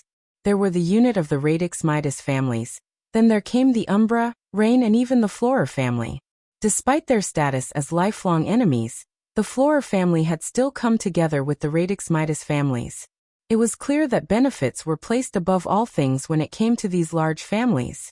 Though there was some tension in the air, it wasn't anything these noblemen and women hadn't experienced countless times before. What was a gathering of noble families without millennia of pent-up grudges and never-ending revenge stories? At this moment, though, they all stood with cocktails and drinks in their hands, laughing and amused expressions on their faces as they gazed down toward the planet below. It was definitely a good choice to send Rotzen to go and make our stance clear.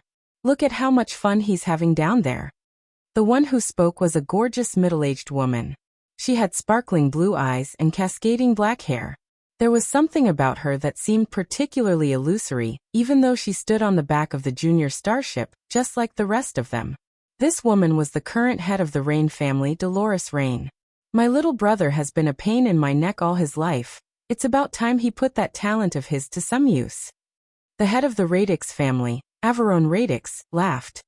He currently stood right by the head of the Midas family, a man of enormous stature with teeth shimmering like sharpened rubies, Cirrus Midas. Visit. For the best no_vel_read_ng experience, the fools of Earth actually dared to capture one of my sons, and yet were stupid enough to come here as though there could be negotiations after that. This is the first time I've met a fifth-dimensional world that actually dared to be so arrogant.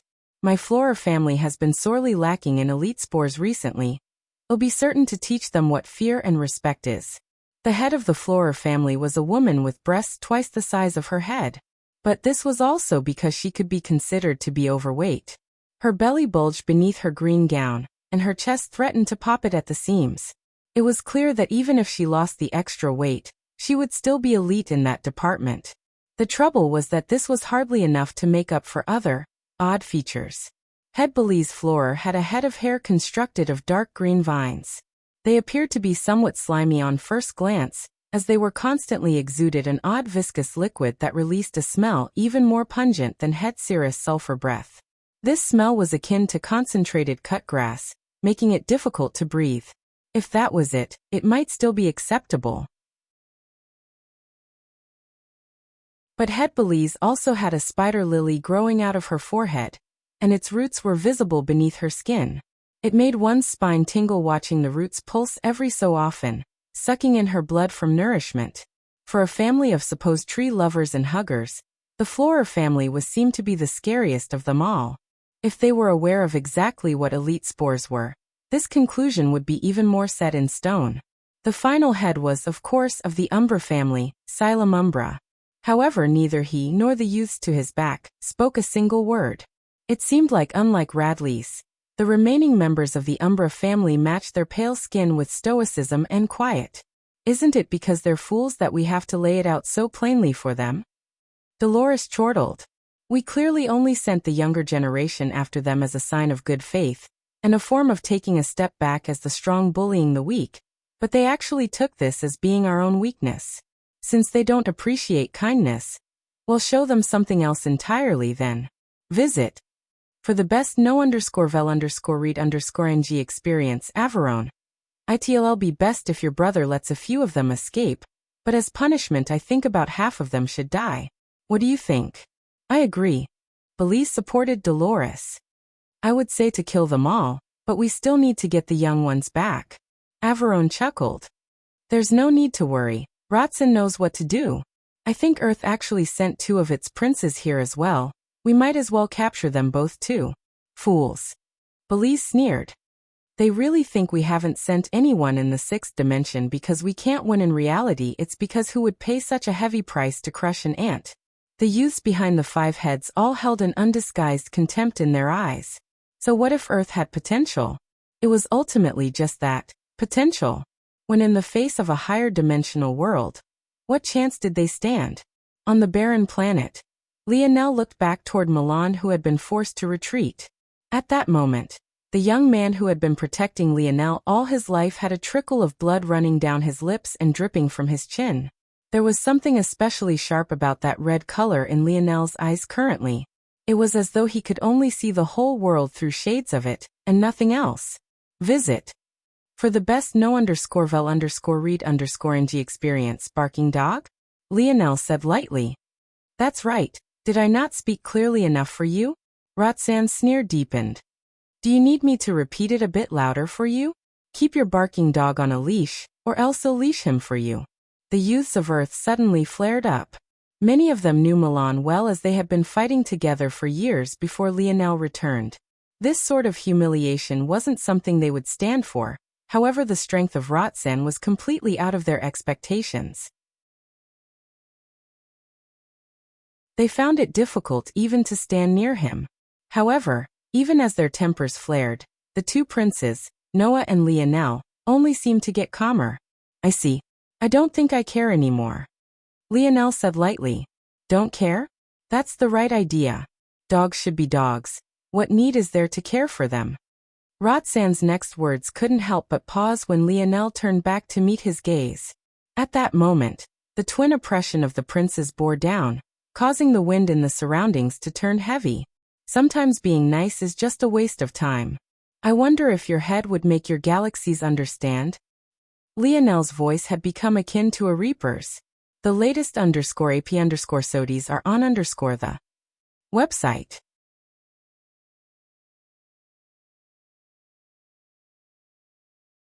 Chapter 1043. Roxanne's smiling expression became even, a murderous aura coming off of him before the smile returned. This time, however, it seemed particularly bloody despite not having the slightest tinge of red associated with it. What did you just say to me? The aura of a quasi-sixth-dimensional existence rose into the skies, rippling waves of earth spreading outward, threatening to send the youths before him flying into the distance. He had decided. He would thoroughly humiliate them all. Only then would he kill half and send the other half crawling back to Earth. Who did they think they were to challenge the dignity of a sixth-dimensional world? Those within higher dimensions were the gods of those below. This wasn't a simple barrier separating people. It might as well have been a chasm separating species. If you were from a lower dimension, you were nothing more than an ant. This was the way of the dimensional verse. The idea of a fifth-dimensional world challenging the authority of a sixth-dimensional one was unheard of. And Roxanne would make sure that it remained that way. After this day, Earth wouldn't dare to raise its head up again. Noah. Lionel spoke just as lightly, his hair and clothing billowing beneath Roxanne's strength. Yes. I'm going to kill him. Okay. Lionel's foot raised. Just when it began to descend, he vanished, crossing the already short distance between him and Roxanne. Visit. For the best no_vel_read_ng experience up above.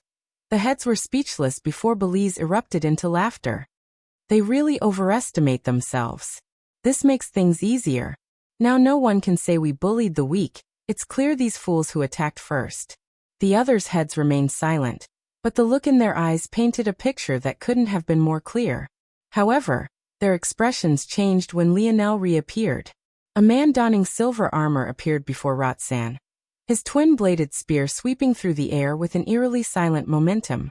It was as though everywhere it passed by, it would be spliced into two. There was nothing that could obstruct its path, and even less that could force it to halt. Roxanne's pupils constricted. He could feel the strength behind Lionel's strike, and it somewhat surprised him. But it was nowhere near enough to force him into a corner. He raised a hand, his radix cube actually appearing, something that made his brother's gaze narrow. For Roxanne to take out his radix cube to face a junior, this was definitely out of their expectations. It was clear that they might have miscalculated a small measure. However, even then, they felt that this was good. If Rotsan wasn't underestimating his opponent, this would only end swifter. Rotsan's radix cube shimmered, adhering to his palm and coating to fit it. He struck out toward Lionel's strike, but what happened next was only further out of his expectations. For seasons. Bang.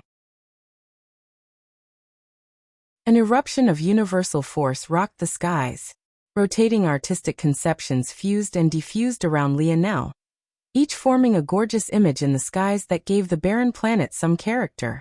The latest _AP_SODIs are on the website. Summer. Radiant core. The images shifted and grew brighter, a singular core of silver red less than a quarter the size of Lionel's head forming.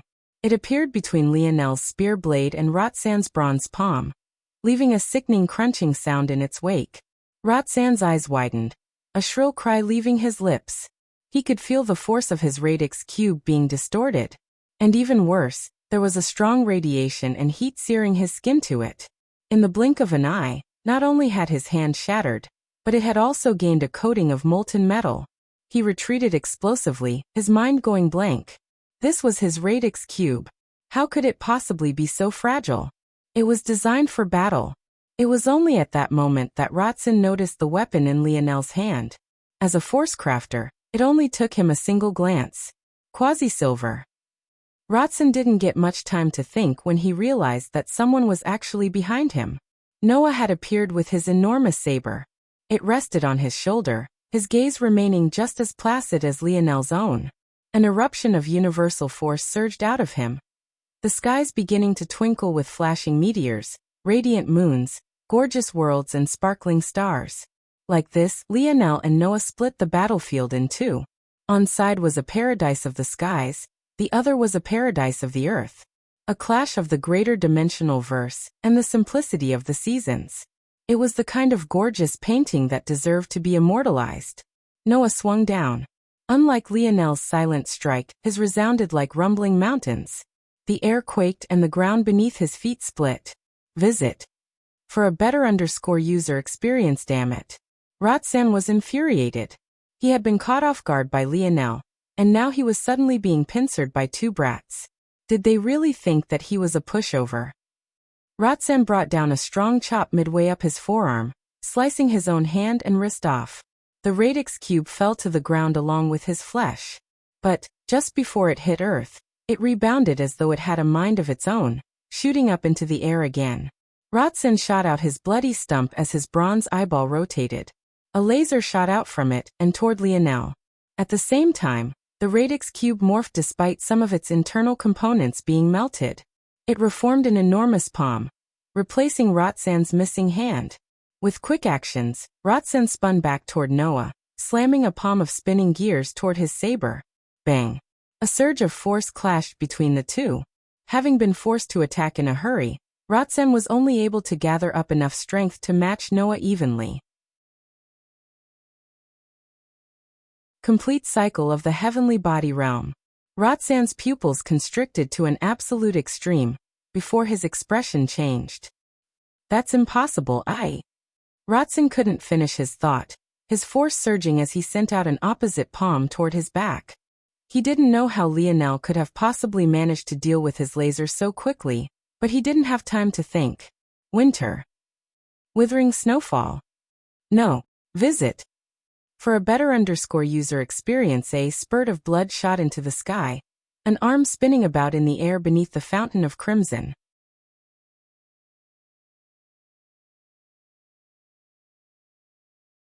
Chapter 1044. Rotsan's shock reached an untold level. He was certain that he had done enough to block Lionel, whether that be his laser or the subsequent attack. But he had somehow lost his arm. That should have been impossible. His laser was a hidden measure and carried the impact of a Tier 9 expert, not to mention a speed that dwarfed even a quasi-sixth-dimensional existence. To make matters worse, his strike should have been more than enough to deal with a Tier 1 expert like Lionel who had only grasped the Four Seasons realm. But to his shock, not only was Lionel's Four Seasons realm far more powerful than any Rotsan had ever come across before, but his winter artistic conception was actually able to corrode his force. The result was the force Rotsan prepared as a counter being rendered useless, and his arm flying off as a result. To Rotsan's horror, Lionel's assault didn't come to an end, nor did Noah take even a step back. Their oppressive auras rose in unison, burying Rotsan's own beneath their might. Rotsan dove to the side, running from Lionel's blade, and trying to slip Noah's in such a way that the two princes would be forced to clash. However, it was right at that moment that a new oppression descended. Lionel's gaze was cold, the pale violet hues of his irises dancing with a darker and darker light. He held out his silver dual-bladed spear, the air around it trembling. Lionel had had this spear in his possession for a very long time, but he had never been able to use its domain. Every attempt he made resulted in the spear fighting back, its disdain for him being almost palpable. However, things were different now. A buzzing sound appeared from thin air, the spear continuing to tremble. Duality. Visit. For the best no_vel_read_ng experience Lionel. And Noah's speed suddenly broke through a barrier. Realizing the change, Noah no longer hesitated, his body weight increasing explosively as a sheen of diamond coated his skin. His saber doubled in size as he swung down. Rotsan's expression warped. He tried to retreat again, but for some reason he found that his speed had plummeted. His bronze eyeball spun, a sudden realization hitting him. The percentage of his speed he lost was exactly how much Lionel and Noah gained. Simply split between the two of them. He was a crafter. Picking out the subtle details and completing quick calculations was something he had been doing all his life. He realized then that there was no way this was a coincidence. Was this the ability of Lionel? How could he have such a powerful ability? The exchange between the three grew heated, Rotsan throwing out everything he had to survive. But the delicate instruments of his radix cube had been destroyed by Lionel right at the outset of the battle, leaving him with only the most crude of his crafts. He realized that Lionel had planned this from the very beginning, driving him into a corner from the start, and ensuring that he never got to use his full strength as a quasi-sixth-dimensional existence. His actions had seemed reckless, but they were calculated to an extreme. Rotsan wanted to shout this out at the top of his lungs, to warn his brother and the others of what they might have to face, but he was so suffocated by the two princes that he couldn't even find the space to take a breath. On the ship above, an eerie silence had fallen. Averone Radix's veins popped along his forehead, the aura of a sixth-dimensional existence threatening to shatter the space around him. The creaking of the ship grew more and more violent. Head, I will go. A young man stepped out from the Radix family. He knew that if the head could go, he already would have. Unfortunately, even though the junior starship seemed to be hovering just above the planet, the reality was that they were literally a world away. Crossing into a fifth-dimensional fold of reality took a lot out of a sixth-dimensional existence. By the time he succeeded, the battle would be over. Go. Averone practically growled. Visit. For a better user experience, sabers, spears and palms crossed and clashed. Rotsan's body was beaten and bloodied, barely using the reserves of his strength to hold on. But it was very quickly becoming apparent that he wouldn't be able to hold on much longer.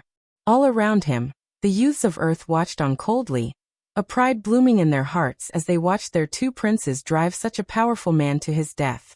Who said that they were weak? That they were dogs?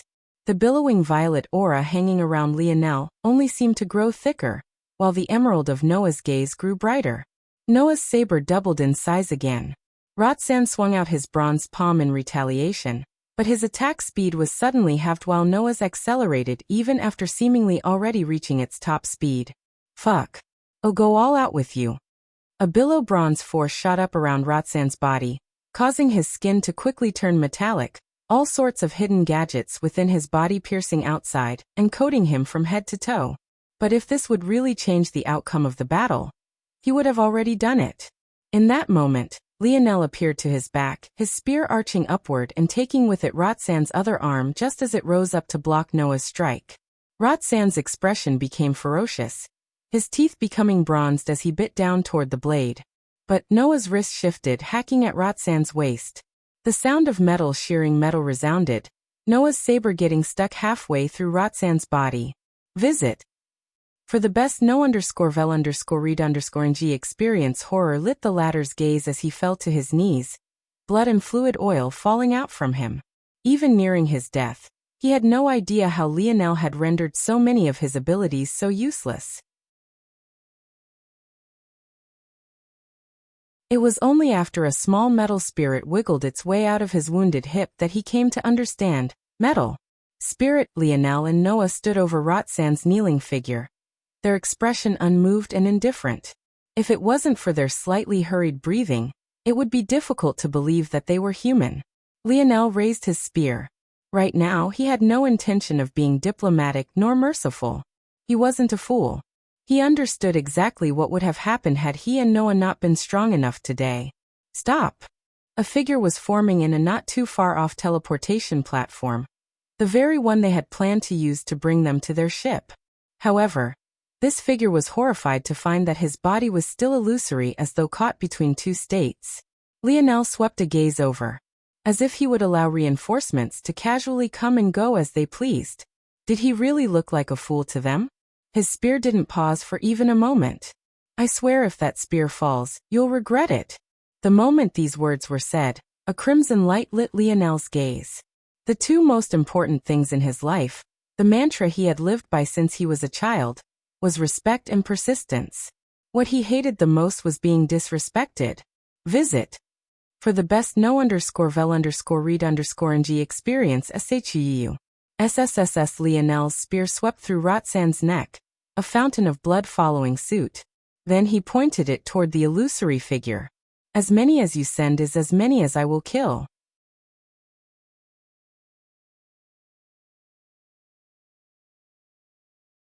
Chapter 1045. Noah watched as Lionel's spear descended, and he made no move to stop it. In the past, Noah had put in a lot of effort trying to match the status quo. He became the perfect prince, followed all of the rules, and was in lockstep with everything that was expected of him. If the himself of just 4 years ago was in this same position, he may very well have stepped out to stop Lionel before they escalated the situation beyond the realms of return. However, after experiencing the battle with Terrain, watching his close friends fall one after another while his own individual power seemed completely unable to stop it all, something within him had shifted. He had worked harder in the last 4 years than anyone, but the greatest change was definitely in his demeanor. Outwardly, it seemed as though he was still the same person, but inwardly, he was a caged beast lashing out against his chains, waiting to be released. So, when Lionel said that he would kill this man and even called out to him, Noah didn't hesitate to step forward for even a single moment. He was the prince of the Ascension Empire. All the youths here were people he was duty-bound to protect with his life. A slight against them was a slap across his face. They wanted to use them as an example? To kill and capture them as a warning to Earth? Well, in that case, they could taste his blade. The youth stuck within the teleportation platform fumed with rage.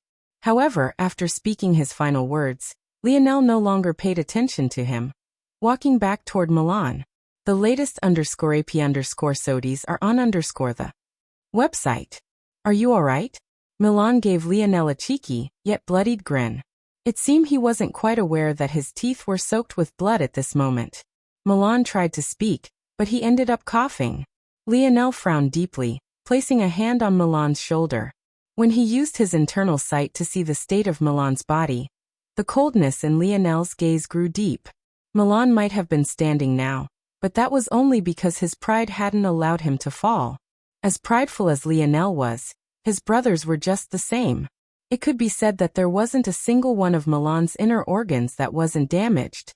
In fact, maybe if it wasn't because of his skilled application of his energy shield, the result would have been worse. Both James and Milan shared the same ability. However, when James awakened, he was grade while Milan was C grade initially. As both matured, the gap between them increased exponentially. After seeing James' application of his energy shield, Milan realized that he was far behind in not just talent, but ingenuity as well. So, he began to experiment with changing the form of his energy shield, and the result of this actually saved his life this time. Lionel seemed to realize this as well because his dream path ability hadn't computed this progression for Milan either. Of course, that was because he had yet to use Dream Path again since he returned, but it was the reality nonetheless. Calming his emotions, Lionel began to heal Milan. Only after the latter was back in perfect condition did he look toward the youth who was currently still stuck between teleportation states. No matter how hard he tried, he could neither go forward nor backward. At this point, rather than his usual bravado, he had silently begun to feel fear. If Lionel had already killed one of them, why not one more? The latest _AP_SODIes are on the website. Bang. Lionel clenched a fist, the space around the teleportation platform warping and shattering. No, Lionel was completely unmoved. Let's head back. Lionel looked toward everyone before landing on Noah.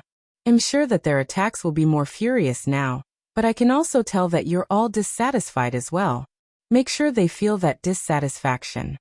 Lionel waved a hand, activating the teleportation platform they had used to come here. However, everyone's gaze was on Lionel, who was clearly not coming with them. I won't be far behind you all. I just have some things to finish first, Lionel said with a smile. Even though his smile looked just the same as it always did, for some reason, it felt especially cold at this moment. It was only now they realized just how easy it was for Lionel to fake this smile, and it made them wonder, how many other times had he done exactly that? Visit.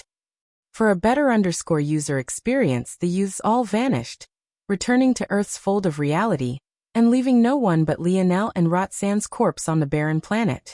Lionel sent a gaze up toward the junior starship looming on the planet's horizon before directly ignoring them, and moving toward the decapitated corpse. Little Tolly bobbed upon Lionel's shoulder, looking on with excitement. This was the first time the little guy had gotten to participate in a battle so directly, and it was clearly more than just a little excited. However, Lionel let it have its fun. After all, if it wasn't for little Tolly, the battle wouldn't have ended nearly as simply. That moment when Lionel used his Radiant Core artistic conception, Roxanne thought that it was it that melted the core component's radix cube, when in reality it was a clever and stealth application of a small piece of little Tolly's body. In a panic, Roxanne cut his forearm off, but that was the perfect mask to allow little Tolly to sneak into his body. Under any other circumstances, little Tolly burrowing through your flesh would have alerted you to something being off due to the searing pain. But because Roxanne had expected pain from his forearm since he cut it off, he hadn't realized that anything was wrong. By the time he understood that something had to be off, little Tolly had already reached the metallic parts hidden within his body, and began to destroy them all.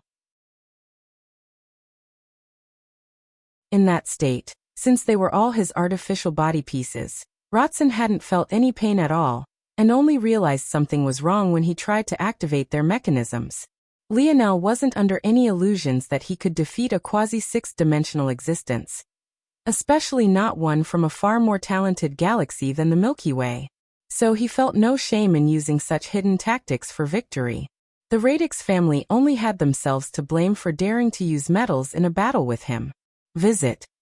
For the best no_vel_read_ng experience, Lionel squatted down by Roxanne's body and shot a fist through his skull. With one swift motion, he ripped out the latter's bronze eyeball. At that moment, the fury of the Radix family had definitely reached a peak.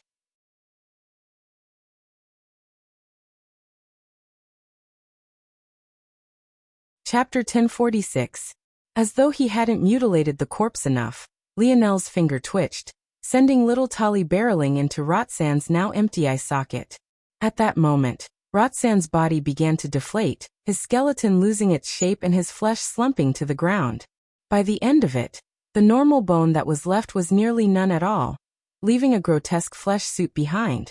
Little Tolly shot out of Roxanne's eye socket. But this time, the little guy was followed by a long snaking chain of bronzed metals. It was clear that these precious metals represented all of the hidden components within Roxanne's body. Obviously, Roxanne hadn't undergone just a small bit of modification. Unfortunately, when facing Lionel, he hadn't been able to bring out even a fraction of this strength. He had been forced to use his raw quasi-sixth-dimensional force, but this was clearly something that he was very much not used to doing. The end result was him being hounded to death. There are some sixth-dimensional metals in here. though the chains of metals looked homogeneous due to the fact they all shared the same color. Lionel realized immediately that this wasn't the case. It only seemed like that because of the odd bronze force that the radix family used. But the properties of these metals were clearly very much different. If Rotzen had been able to deploy the mechanisms constructed of these sixth-dimensional metals, Lionel shook his head. His caution had bore fruit this time, and it alerted him to just how much he couldn't underestimate these higher-dimensional worlds. Maybe in some ways they deserved their arrogance, but Lionel would make them pay for it nonetheless. The latest _AP_SODIES are on the website. I'll put you to good use. This was the first time Lionel had set eyes on a sixth-dimensional metal, which was funny considering he had seen a seventh-dimensional one with his memory organ. However, he was still very much in tune with how valuable this could be. Lionel put the sixth-dimensional metals away, and let little Tali devour all the fifth-dimensional ones. Then he turned his focus to the rolling eyeball in his hand. This eyeball had been set to self-destruct upon Rotsan's death. But, due to little Tali, the chain reaction mechanism linked to Rotsan's heart had been destroyed before it could be deployed. As a result, the eyeball managed to survive. This alone made Lionel realize that there should probably be something valuable about this eyeball. Just as Lionel was about to look into it more deeply, his gaze narrowed. Bloop blurp asterisk little Tali began to make noises different from its usual before it expelled a fog of bronze force. In fact, to describe it as such did a disservice to just how large the quantity of it was. The force shot out like a cyclone from the little guy, quickly forming a huge cloud formation in the skies that blanketed hundreds of meters of sky. Lionel's gaze narrowed before his finger tapped the necklace hanging from his neck. Visit. For a better user experience, the gold-scaled koi fish, no longer daring to disobey Lionel, reacted quickly. A large suction force manifested from within it, sucking in the entire bronze cloud in the blink of an eye. Lionel still didn't know much about this bronze force as Libly had refused to tell him much of anything. However, he could find out on his own, and even ask the dictionary to analyze it for him. So he wouldn't miss this chance. Clearly, this bronze force wasn't exactly a metal force, or else little Tali would have been able to absorb it. There had to be something different about it. After reaching this conclusion, Lionel actually chose to forego checking the eyeball for now. He had been working under the assumption that whatever was inside was a secret of the Radix family, so it wouldn't particularly matter if he opened it up under their watch or not. But what if it wasn't? What if it was something Rotsen wanted to hide from his family as well? If that was the case, then opening it here would just be Lionel exposing something he could have otherwise kept a secret. So he chose to head back first. Looking at the disfigured corpse beneath his feet, Lionel waved a palm and sent out a ball of radiant fire force. The corpse was instantly engulfed and quickly burnt to ash. Without looking back, Lionel took a step into the teleportation platform and vanished. Visit. For the best no_vel_read_g experience, up above a silence reigned. In fact, the only sound that could be heard was the gasping breath of a familiar young man who kneeled on all fours, his gaze flickering between fear and rage. Just before the teleportation platform was shattered by Lionel, the young man was forcefully pulled out by Averone, saving his life. Now, a deep-seated humiliation was beginning to grow within his heart. He wanted nothing more than to tear Lionel limb from limb. Averone's expression had become placid. Watching Lionel mutilate his brother's corpse despite knowing full well that they were all watching had brought him over a peak. He was more infuriated now than any Flora family member had ever made him. To make matters worse, Lionel had gotten his hands on his brother's eye. This wasn't just a small loss for the Radix family. It was possible that all their secrets would be exposed. The structure of the Radix family's head system was split into two. There was the Patriarch, and then there was his right-hand man. The right-hand man, known as the Radix Shield, controlled the family in the shadows while the Patriarch controlled it in the light. The duty of the Radix Shield was to maintain order, protect the family, and most importantly, protect the family secrets. As for how a sixth-dimensional family could give such an important task to a quasi-sixth-dimensional existence, The truth was that even Averone wasn't confident in defeating his younger brother despite the gap in their strength. The reason for this was because of all of Roxanne's powerful hidden mechanisms. Roxanne was effectively their trump card. He wasn't in the sixth dimension, so he could freely enter their fold of reality, and his combat prowess was on the level of them as heads. But now, not only was he gone, but so were the secrets he protected. Visit. For a better user experience. I want all the people of Earth dead by the end of this month.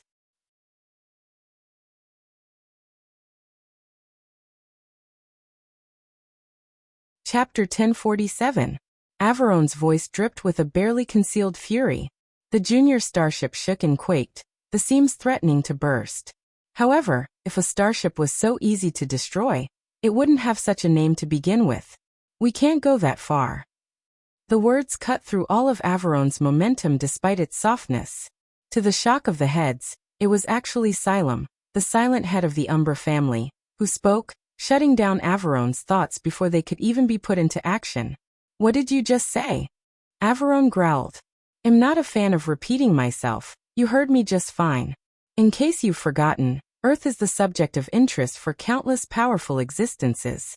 As much as you look down on them, those that have a vested stake in what happens to Earth going into the future are the very same individuals that would look down on you.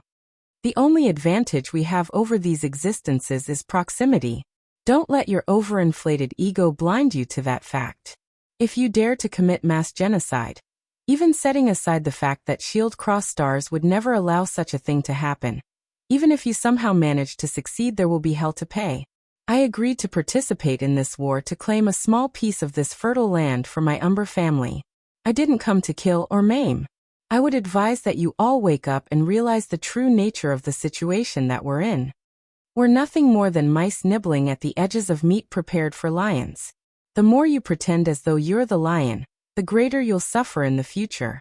The latest _AP_SODIes are on the website. If you want revenge, go and seek it. But if you dare to step over the bounds of reason, it'll be the first to stop you. From beginning to end, the Umbra family head's words were even and unhurried, and yet it simultaneously felt as though there wasn't an opportunity to interrupt him at all. His momentum was smooth and consistent, his silent confidence weighing far more than any false sense of bravado ever could. Despite the fact he was calling himself a mouse, it still felt like something far more profound than just that. Xylem's words seemed to wake everyone out of their delusions, even Averone to some extent. That was right, they had the advantage of proximity, and they could take a hold of it. But if they went too far and compromised the food of the true giants, it would be they who suffered first long before Earth did. In addition, as the police force of the universe, there were many heinous acts that Shield Cross stars would never allow. Something like genociding a whole world of people was most definitely on that list. If their families were placed on a list of evildoers, it wouldn't even matter what gains they made here because it would all be stripped away very soon. Averone looked off into the distance, his hands still clasped behind his back. His fury was still buried deep within his heart. They had been breathing in their own bullshit for so long that they actually believed it. The reason they didn't dare to send sixth-dimensional existences after Earth wasn't to avoid bullying the weak. It was because they didn't want to incur the wrath of those higher powers. The latest _AP_SODIes are on the website. They were still walking on eggshells when they came here. They were trying to probe out the bottom lines of those organizations, which was why they hadn't even tried to attack Earth directly, and only aimed for the periphery. Wasn't this exactly why Emperor Fox would call them cowards? Averone took a deep breath before suddenly closing his eyes. When they opened again, they reflected the same calm they had before. But this time he was truly calm. He had experienced too much life to lose his cool for an extended period of time. Xylem, Averone said calmly. Yes, what is your end goal? As I said, I don't like to repeat myself. Xylem had made himself clear. He just wanted to carve out a small piece of these fertile lands for his Umbra family. Nothing more, nothing less. Greed was the bane of human existence. Visit. For a better user experience, I understand. However, I still need to know your bottom line. How far are you willing to go? Or how far are you willing to cower? Averone's words were clearly provocative, but Xylem didn't seem to care in the slightest. As long as Earth isn't eradicated, I'm willing to go as far as necessary. Xylem's stance was also clear. If he didn't want to take any risks at all, he wouldn't have come to this battle. However, he was obviously willing to do so. He just knew that wiping out the people of Earth would be way too far. Then are you willing to push our plans forward? Do you dare? Xylem fell into silence. The original plan of the families came in 2 steps. The first step was to claim a strong foothold in Earth's fold of reality when it entered the 5th dimension.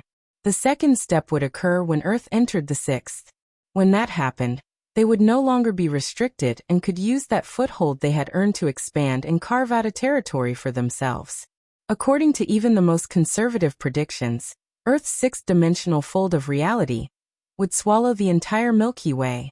In the most aggressive, it might even encroach on their nearby galaxies. Knowing this, the families were ready well ahead of time. The latest _AP_SODIs are on the website. If they push their plans forward, they would be throwing caution to the wind and effectively strangling Earth by bringing out their full power ahead of time. Even if this plan didn't go as far as to eradicate the people of Earth, what it did do was put them in a stranglehold they would have little chance of getting out of. To them, this wasn't a risk that involved Earth. As things stood, Earth wasn't prepared to deal with a full-scale attack from 6th-dimensional worlds.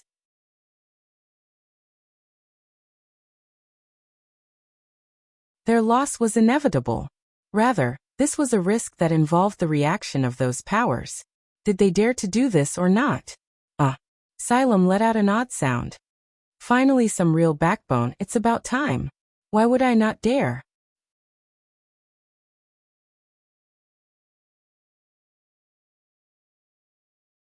Chapter 1048.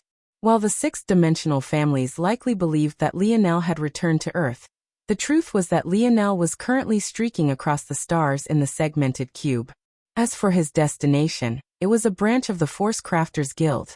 Lionel hadn't forgotten the chance the Golden Path branch had given him, and he planned to cash in on that chance right this moment. Although Lionel's father disliked the Force Crafting Guild for some reason, Lionel doubted that problem stemmed from these lower-level branches, so he formed relationships without worrying about it.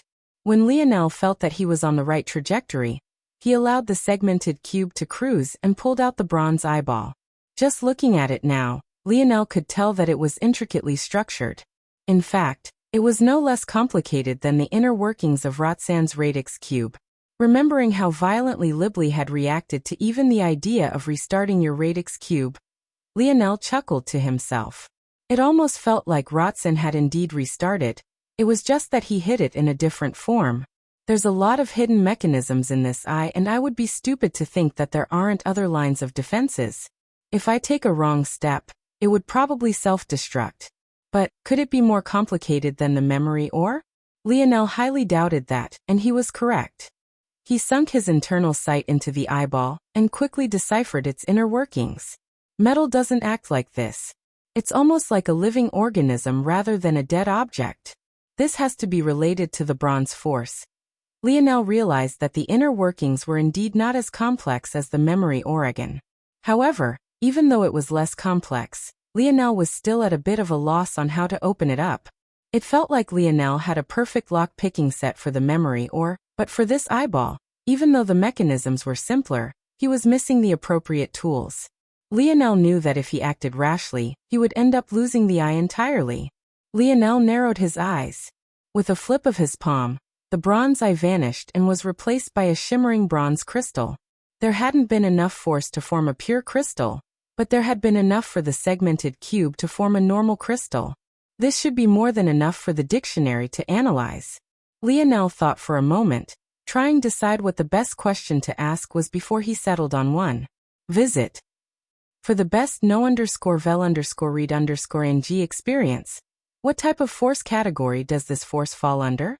Ping, replying to Seed, this force falls under 2 categories. Life elemental and limit breaking. Lionel's brows shot up. Is breaking force also a type of limit breaking? Lionel had gotten so swept up in the war that he forgot about the tentacle womb. He didn't have the luxury to care about it. But now that the seed had actually said something like this, it clicked.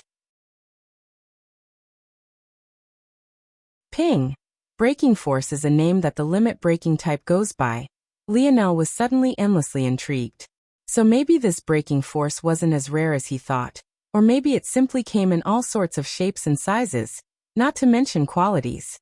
But to think that the bronze force truly wasn't related to metal forces at all.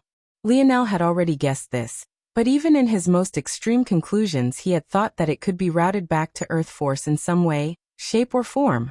Clearly, though, this wasn't the case. What is the strictest definition of limit breaking? Ping visit. For the best know_vel_read_ing experience, to twist the fundamental governing laws of force. What happens when bronze force is applied to metals? Ping. The dictionary took a pause. It was the sort of pause that usually happened when a recording was about to go live. But to Lionel's shock, there was no recording this time. That meant that there was only one explanation. The dictionary needed time to compute the answer. This truth shocked Lionel, maybe more than anything else. He had never seen the dictionary need time to do anything. Clearly, this was taking a lot out of it. Replying to seed, there is a 97% chance that the inorganic metal would gain organic properties. The answer was simple and to the point, but it left Lionel speechless. What kind of organic properties? Ping. There was another long pause, but this time, even after 10 minutes, there was no answer. This made Lionel realize something. Don't list all the possibilities, just give me a general answer. Lionel tried to throw out this lifeline to the dictionary. Even though its answers were usually as specific as possible, he hoped it had the ability to make an exception. Visit. For the best know_vel_read_ing experience. Replying to seed. The organic properties would depend on the metal. A general property would be that the metal would become an extension of the body the bronze force originated from, and become like an additional limb. Hearing this response, Lionel's gaze glowed fiercely. Even the Morales family lineage factor couldn't do such a thing. However, there was something nagging at Lionel. It felt like the Radix family was misusing their own lineage factor. Sure, this bronze force had such an effect on metals, but what about its effect on other things? There was nothing about this force that made it so that it could only be used in this way. Lionel fell into deep thought. Within the Ascension Palace's gardens, Emperor Fox sat in silent meditation as usual. He was looking younger and younger by the day. From an old man, in just a few years he already seemed to be back in his 40s. He exuded a handsome charm that could make countless women swoon, and had a maturity and forcefulness to his aura that demanded respect. It was the kind of demeanor that allowed him to speak as outlandishly as he usually did, and yet still no one dared to slight him. Daddy. At that moment, a sweet voice drifted into Emperor Fox's ears. It held a delicate melody to it that even dwarfed Anya's own. It came with the kind of richness Anya simply didn't have, because she lacked the age and refinement. Emperor Fox's eyes opened, his expression softening when he heard this voice. Little girl, you've finished? I am coming back now. I will return to the Luxnix family very soon. Can you help send my little lion over? His mother misses him.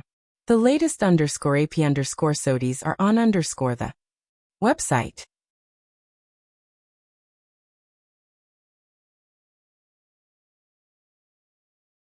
Chapter 1049. Hearing his daughter's words, Emperor Fox became silent for a moment. He wasn't surprised at the sudden voice. As the owner of the world spirit, the princess had all sorts of abilities that only grew as Earth became more powerful. Something like this was easy to accept. Emperor Fox's silence had nothing to do with this. You're still so stubborn. The Luxnix family should have been destroyed a long time ago. Emperor Fox said lightly. You know Mom would never allow that. She lacks backbone and determination. Why else would she have been stuck at her current strength for so long? She allows emotion to interfere with what should be done. Such a family should have been wiped from existence for daring to touch my grandson. Those who are responsible have already paid.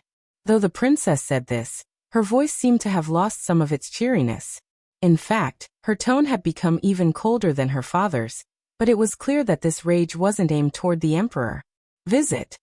For a better user experience, even she doesn't believe that. Emperor Fox's tone likewise became colder. Do you think the events of back then could have happened with just the nod of one or two people? Even now they're reaping the benefits and relying on the foolish kindness of that woman and her hold on you. Alright, that's enough. That's still mother you're talking about. I would have less to complain about if my daughter returned home instead of going to that cesspool. The princess sighed. I still can't move freely. I've only been allowed to return to the Luxnix because it's that time in the cycle again. They're beginning to recruit. In fact, I had to apply to be here. They almost didn't let me, but Val came and wreaked some havoc. Emperor Fox smiled and shook his head. Of course this Val his daughter was so casually affectionately calling out the name of was his son-in-law Velasco Morales. For him to go and wreak havoc over there, it could only be said that his balls were big enough. I'm sure they're very excited about that. Emperor Fox replied. Dad, Miguel is just a child, he can't be blamed for this. No one is innocent. He is now benefiting from the sins of others, and will likely continue to benefit. But he is still the least of my issues. The entire Council of Elders should have been slaughtered. Visit. For the best no_vel_read_ng experience, Dad. Emperor Fox shook his head. Your usual temper has been watered down in this situation due to your mother's involvement. However, my grandson has grown into a very particular type of young man in your absence, and his temper is worse than that of his parents and even his grandparents. If you really want him to go over to the Luxnix family right now, I can't promise that the peace your mother sacrificed so much to keep won't be destroyed within the year. He's been very unpredictable ever since that girl left him. The princess remained silent for a very long time until she suddenly registered her father's last sentence. Girl? Left my little lion? What wench is this? Emperor Fox closed an eye, the sudden outburst of his daughter hurting his ears. She had immediately gone from docile mediator to enraged lioness. If it wasn't for actions Emperor Fox took, the whole of Earth's fold of reality would be trembling right this very moment. Emperor Fox coughed lightly. Even with his temper, he wouldn't get involved in the matters of children. However, his daughter clearly didn't care about this one bit. It even felt like she might truly ignore the rules of that place and go hunt that poor girl down right this very moment. It was obvious that she had no intention of asking what Lionel might have done, or if he had done anything wrong at all. All she cared about was the final result. As far as she was concerned, any little girl who dared to choose a path opposing her son deserved to be punished. Visit. For the best no_vel_read_ng experience about this. Emperor Fox suddenly regretted bringing this matter up at all. Shouldn't you be more concerned about what will happen if he goes there? If his relationship with his grandmother is severed because of this, there will be nothing any of us can do. Emperor Fox was more clever this time, and chose not to admit that Lionel also seemed to hate him as well. It had been too long since he spoke to his little girl, and he had no intention of making her infuriated toward him too. At this point, his reasoning wouldn't matter. When a mother wanted to protect her son, she would turn even against her own father. This, Emperor Fox was absolutely certain of. Either way, he had been observing Lionel for a long time. There was a point where Lionel didn't even care about the life and death of his own mother, because he had no memories of her. Of course, he wouldn't tell his daughter this either, or else who knew how she would react. At that point, because of what happened back then, it might be both Lionel and she who fell out with the Luxnix family completely. If not for that event, Lionel wouldn't have been forced to come to Earth, and wouldn't have had to leave his mother's side before he was old enough to remember her. Trouble is that the same indifference Lionel had for his mother previously was likely the same indifference he currently had for his grandmother. If he was also to find out that it was her efforts that protected the perpetrators of something Emperor Fox was sure Lionel was furious about, well, that young man truly loved to cause trouble, so the outcome was obvious. If Miguel didn't react appropriately to the situation, the efforts they made in saving him from Velasco as a child would all come to nothing if he just died at Lionel's hand anyway. As for Lionel suffering at the hands of the Luxnix, Emperor Fox didn't even consider it. If Lionel really ended up like that, he would just disown him as a grandson. Visit. For a better user experience, unfortunately, Emperor Fox's diversion tactic didn't work. Who is this girl? Just one more chapter coming today.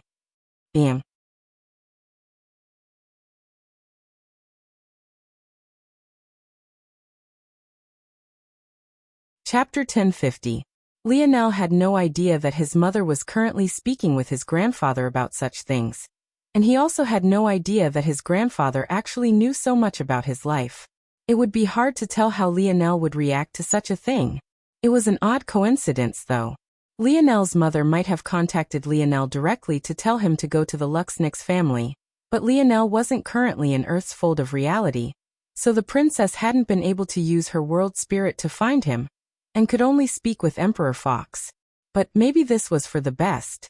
If Lionel had to be hounded by his mother about what happened with Aina, who knows how such a thing would end? This aside, the current Lionel was still thinking about Bronze Force, imagining the ways that it could be applied and used. According to the dictionary, Bronze Force reacted differently based on the metal it was targeting, but the fundamental truth was that it could give the inorganic characteristics of the organic. This was what allowed the radix to fuse their cubes into their bodies, presumably, and it should also be what allowed them to control the metals to form delicate structures. Under these conditions, the radix family should be quite good at creating crafts for themselves, but lacking creating crafts for others. After all, it wasn't like they could give their bronze force to others to use. There was something else curious about this as well, and that was the close relationship between the radix and Midas family. That must factor in somehow. However, Lionel couldn't really wrap his head around what was so special about their relationship, and why they insisted on maintaining it generation after generation. From what Lionel understood, the Midas family was one with great fire affinity, but he didn't know much else. He wasn't sure what could be so useful about this, especially since the crafting of the radix family obviously didn't rely on fire. Visit. For a better user experience, this is just surface level stuff. But ultimately, if Bronze Force has such abilities when applied to metals, what else could it be applied to? If I had the ability to form Bronze Force of my own, could I add it to fire to give it life as well? What about light? The possibilities were endless. If the inanimate could be controlled by a person like it was another limb, just how powerful would that be? But Lionel couldn't help but think back to Libley's aversion to starting another radix cube. What if that was a taboo created for a reason? A taboo potentially related to a limitation of Bronze Force? Lionel shook his head. None of this mattered because Lionel ultimately didn't have the ability to produce Bronze Force. And without a high enough concentration of this force to form a pure force crystal with natural force arts he could study, he couldn't draw a force art to accumulate it either. That said, the solution to this was simple. Blood force is very easy to accumulate, it just requires killing, and beasts tend to have it formed in large quantities. I can use Twinkling Lily to extract it and then pass it off to the koi fish. And now, I have a method of easily accumulating life and breaking force too. I just need to kill all the radix I come across. Visit. For the best no_vel_read_ng experience, Lionel's expression turned cold. Since the radix wanted to be his enemies, he would use them to upgrade his tentacle womb. The cold in Lionel's gaze slowly receded. What he needed was information, and this eyeball likely had much of what he needed within it. There was no way he could let it sit doing nothing, but he also couldn't rashly take action. Lionel stared at the bronze crystal in his palm. He wanted to take control of the energy within it, but he had no affinity with it. He could hardly budge it at all, let alone use it with enough deftness to dodge the traps of the bronze eyeball. Unless, Lionel suddenly took out the silver tablet. His reasoning was simple. He had a feeling that the silver tablet fell into the limit-breaking type as well, considering all of the things it could do. In fact, it was on a much higher plane than the bronze force was. At the same time, the silver tablet was a perfect medium. It was great at consuming, redirecting, and controlling energy. In addition to this, it was very docile before Lionel, and listened to his thoughts without reserve. Lionel even had a feeling that he was only scratching the surface of what this tablet was capable of. But that was a problem for another day. Good. This should work. Visit. For a better user experience using the silver tablet as a medium, the unmoving bronze force suddenly became very responsive. After a few tests, Lionel gave a confident nod and flipped his palm to reveal the bronze eyeball. Just like that, in not even a few minutes, a light click resounded as the mechanisms of the eyeball fell into silence. Nothing seemed to have changed and the eyeball hadn't changed shape, but Lionel knew that everything was safe and clear now. So it's a spatial treasure, I see. Lionel's gaze glowed. It seemed that all of these mechanisms were put in place for the sake of hiding the spatial properties of this eyeball. But now that the protections were gone, a new world opened up to Lionel. So large, Lionel was shocked. Aside from the segmented cube, this was the largest inner space he had ever seen. In fact, it was an entire library, and was at least 50 by 50 meters with a ceiling height of at least double that. The spatial treasures that Lionel was used to were at best 5 cubic meters large. But he soon realized that this spatial treasure from a sixth-dimensional world should probably be exactly this large. Plus, it wasn't like it could hold living things like the segmented cube could. That said, the state of Lionel's calm only lasted for a moment because Lionel was immediately shocked just a split second later. The latest _AP_SODIES are on the website. After a long pause, he grinned wildly.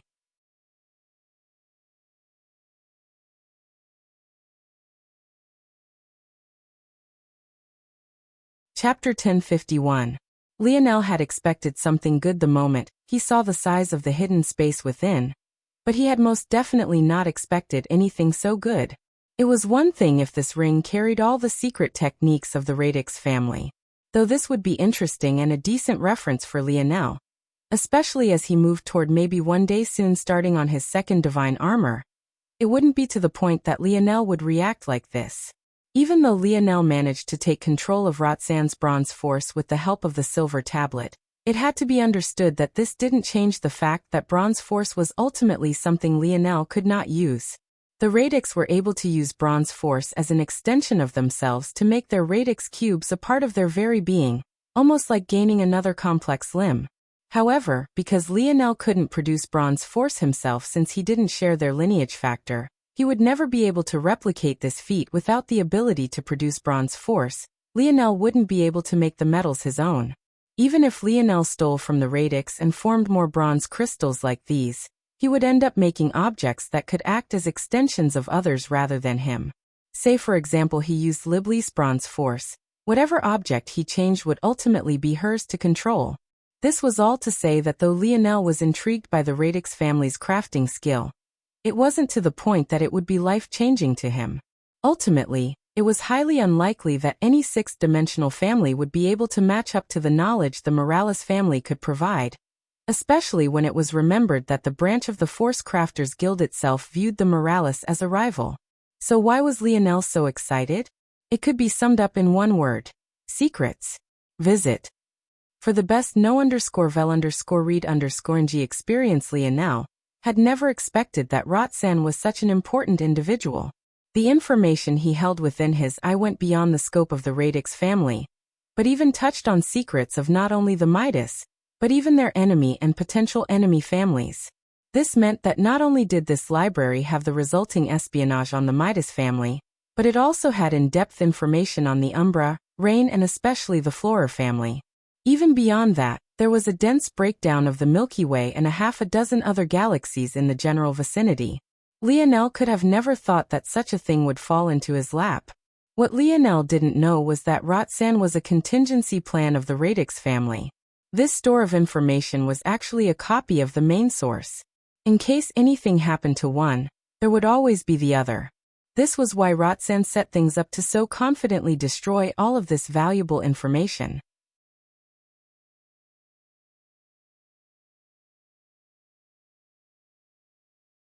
For the best no_vel_read_ng experience, Lionel's gaze sharpened, his aura fluctuating wildly. She's alive. You're tuning in to the Lee May's Sword of Destiny YouTube channel. We're so grateful for your support, and don't forget to subscribe to join us on this incredible journey through captivating stories. Your generosity through donations truly makes a world of difference, as it's the primary source of revenue that allows me to expand and enhance this channel for you. Thank you from the bottom of my heart for being a part of this adventure.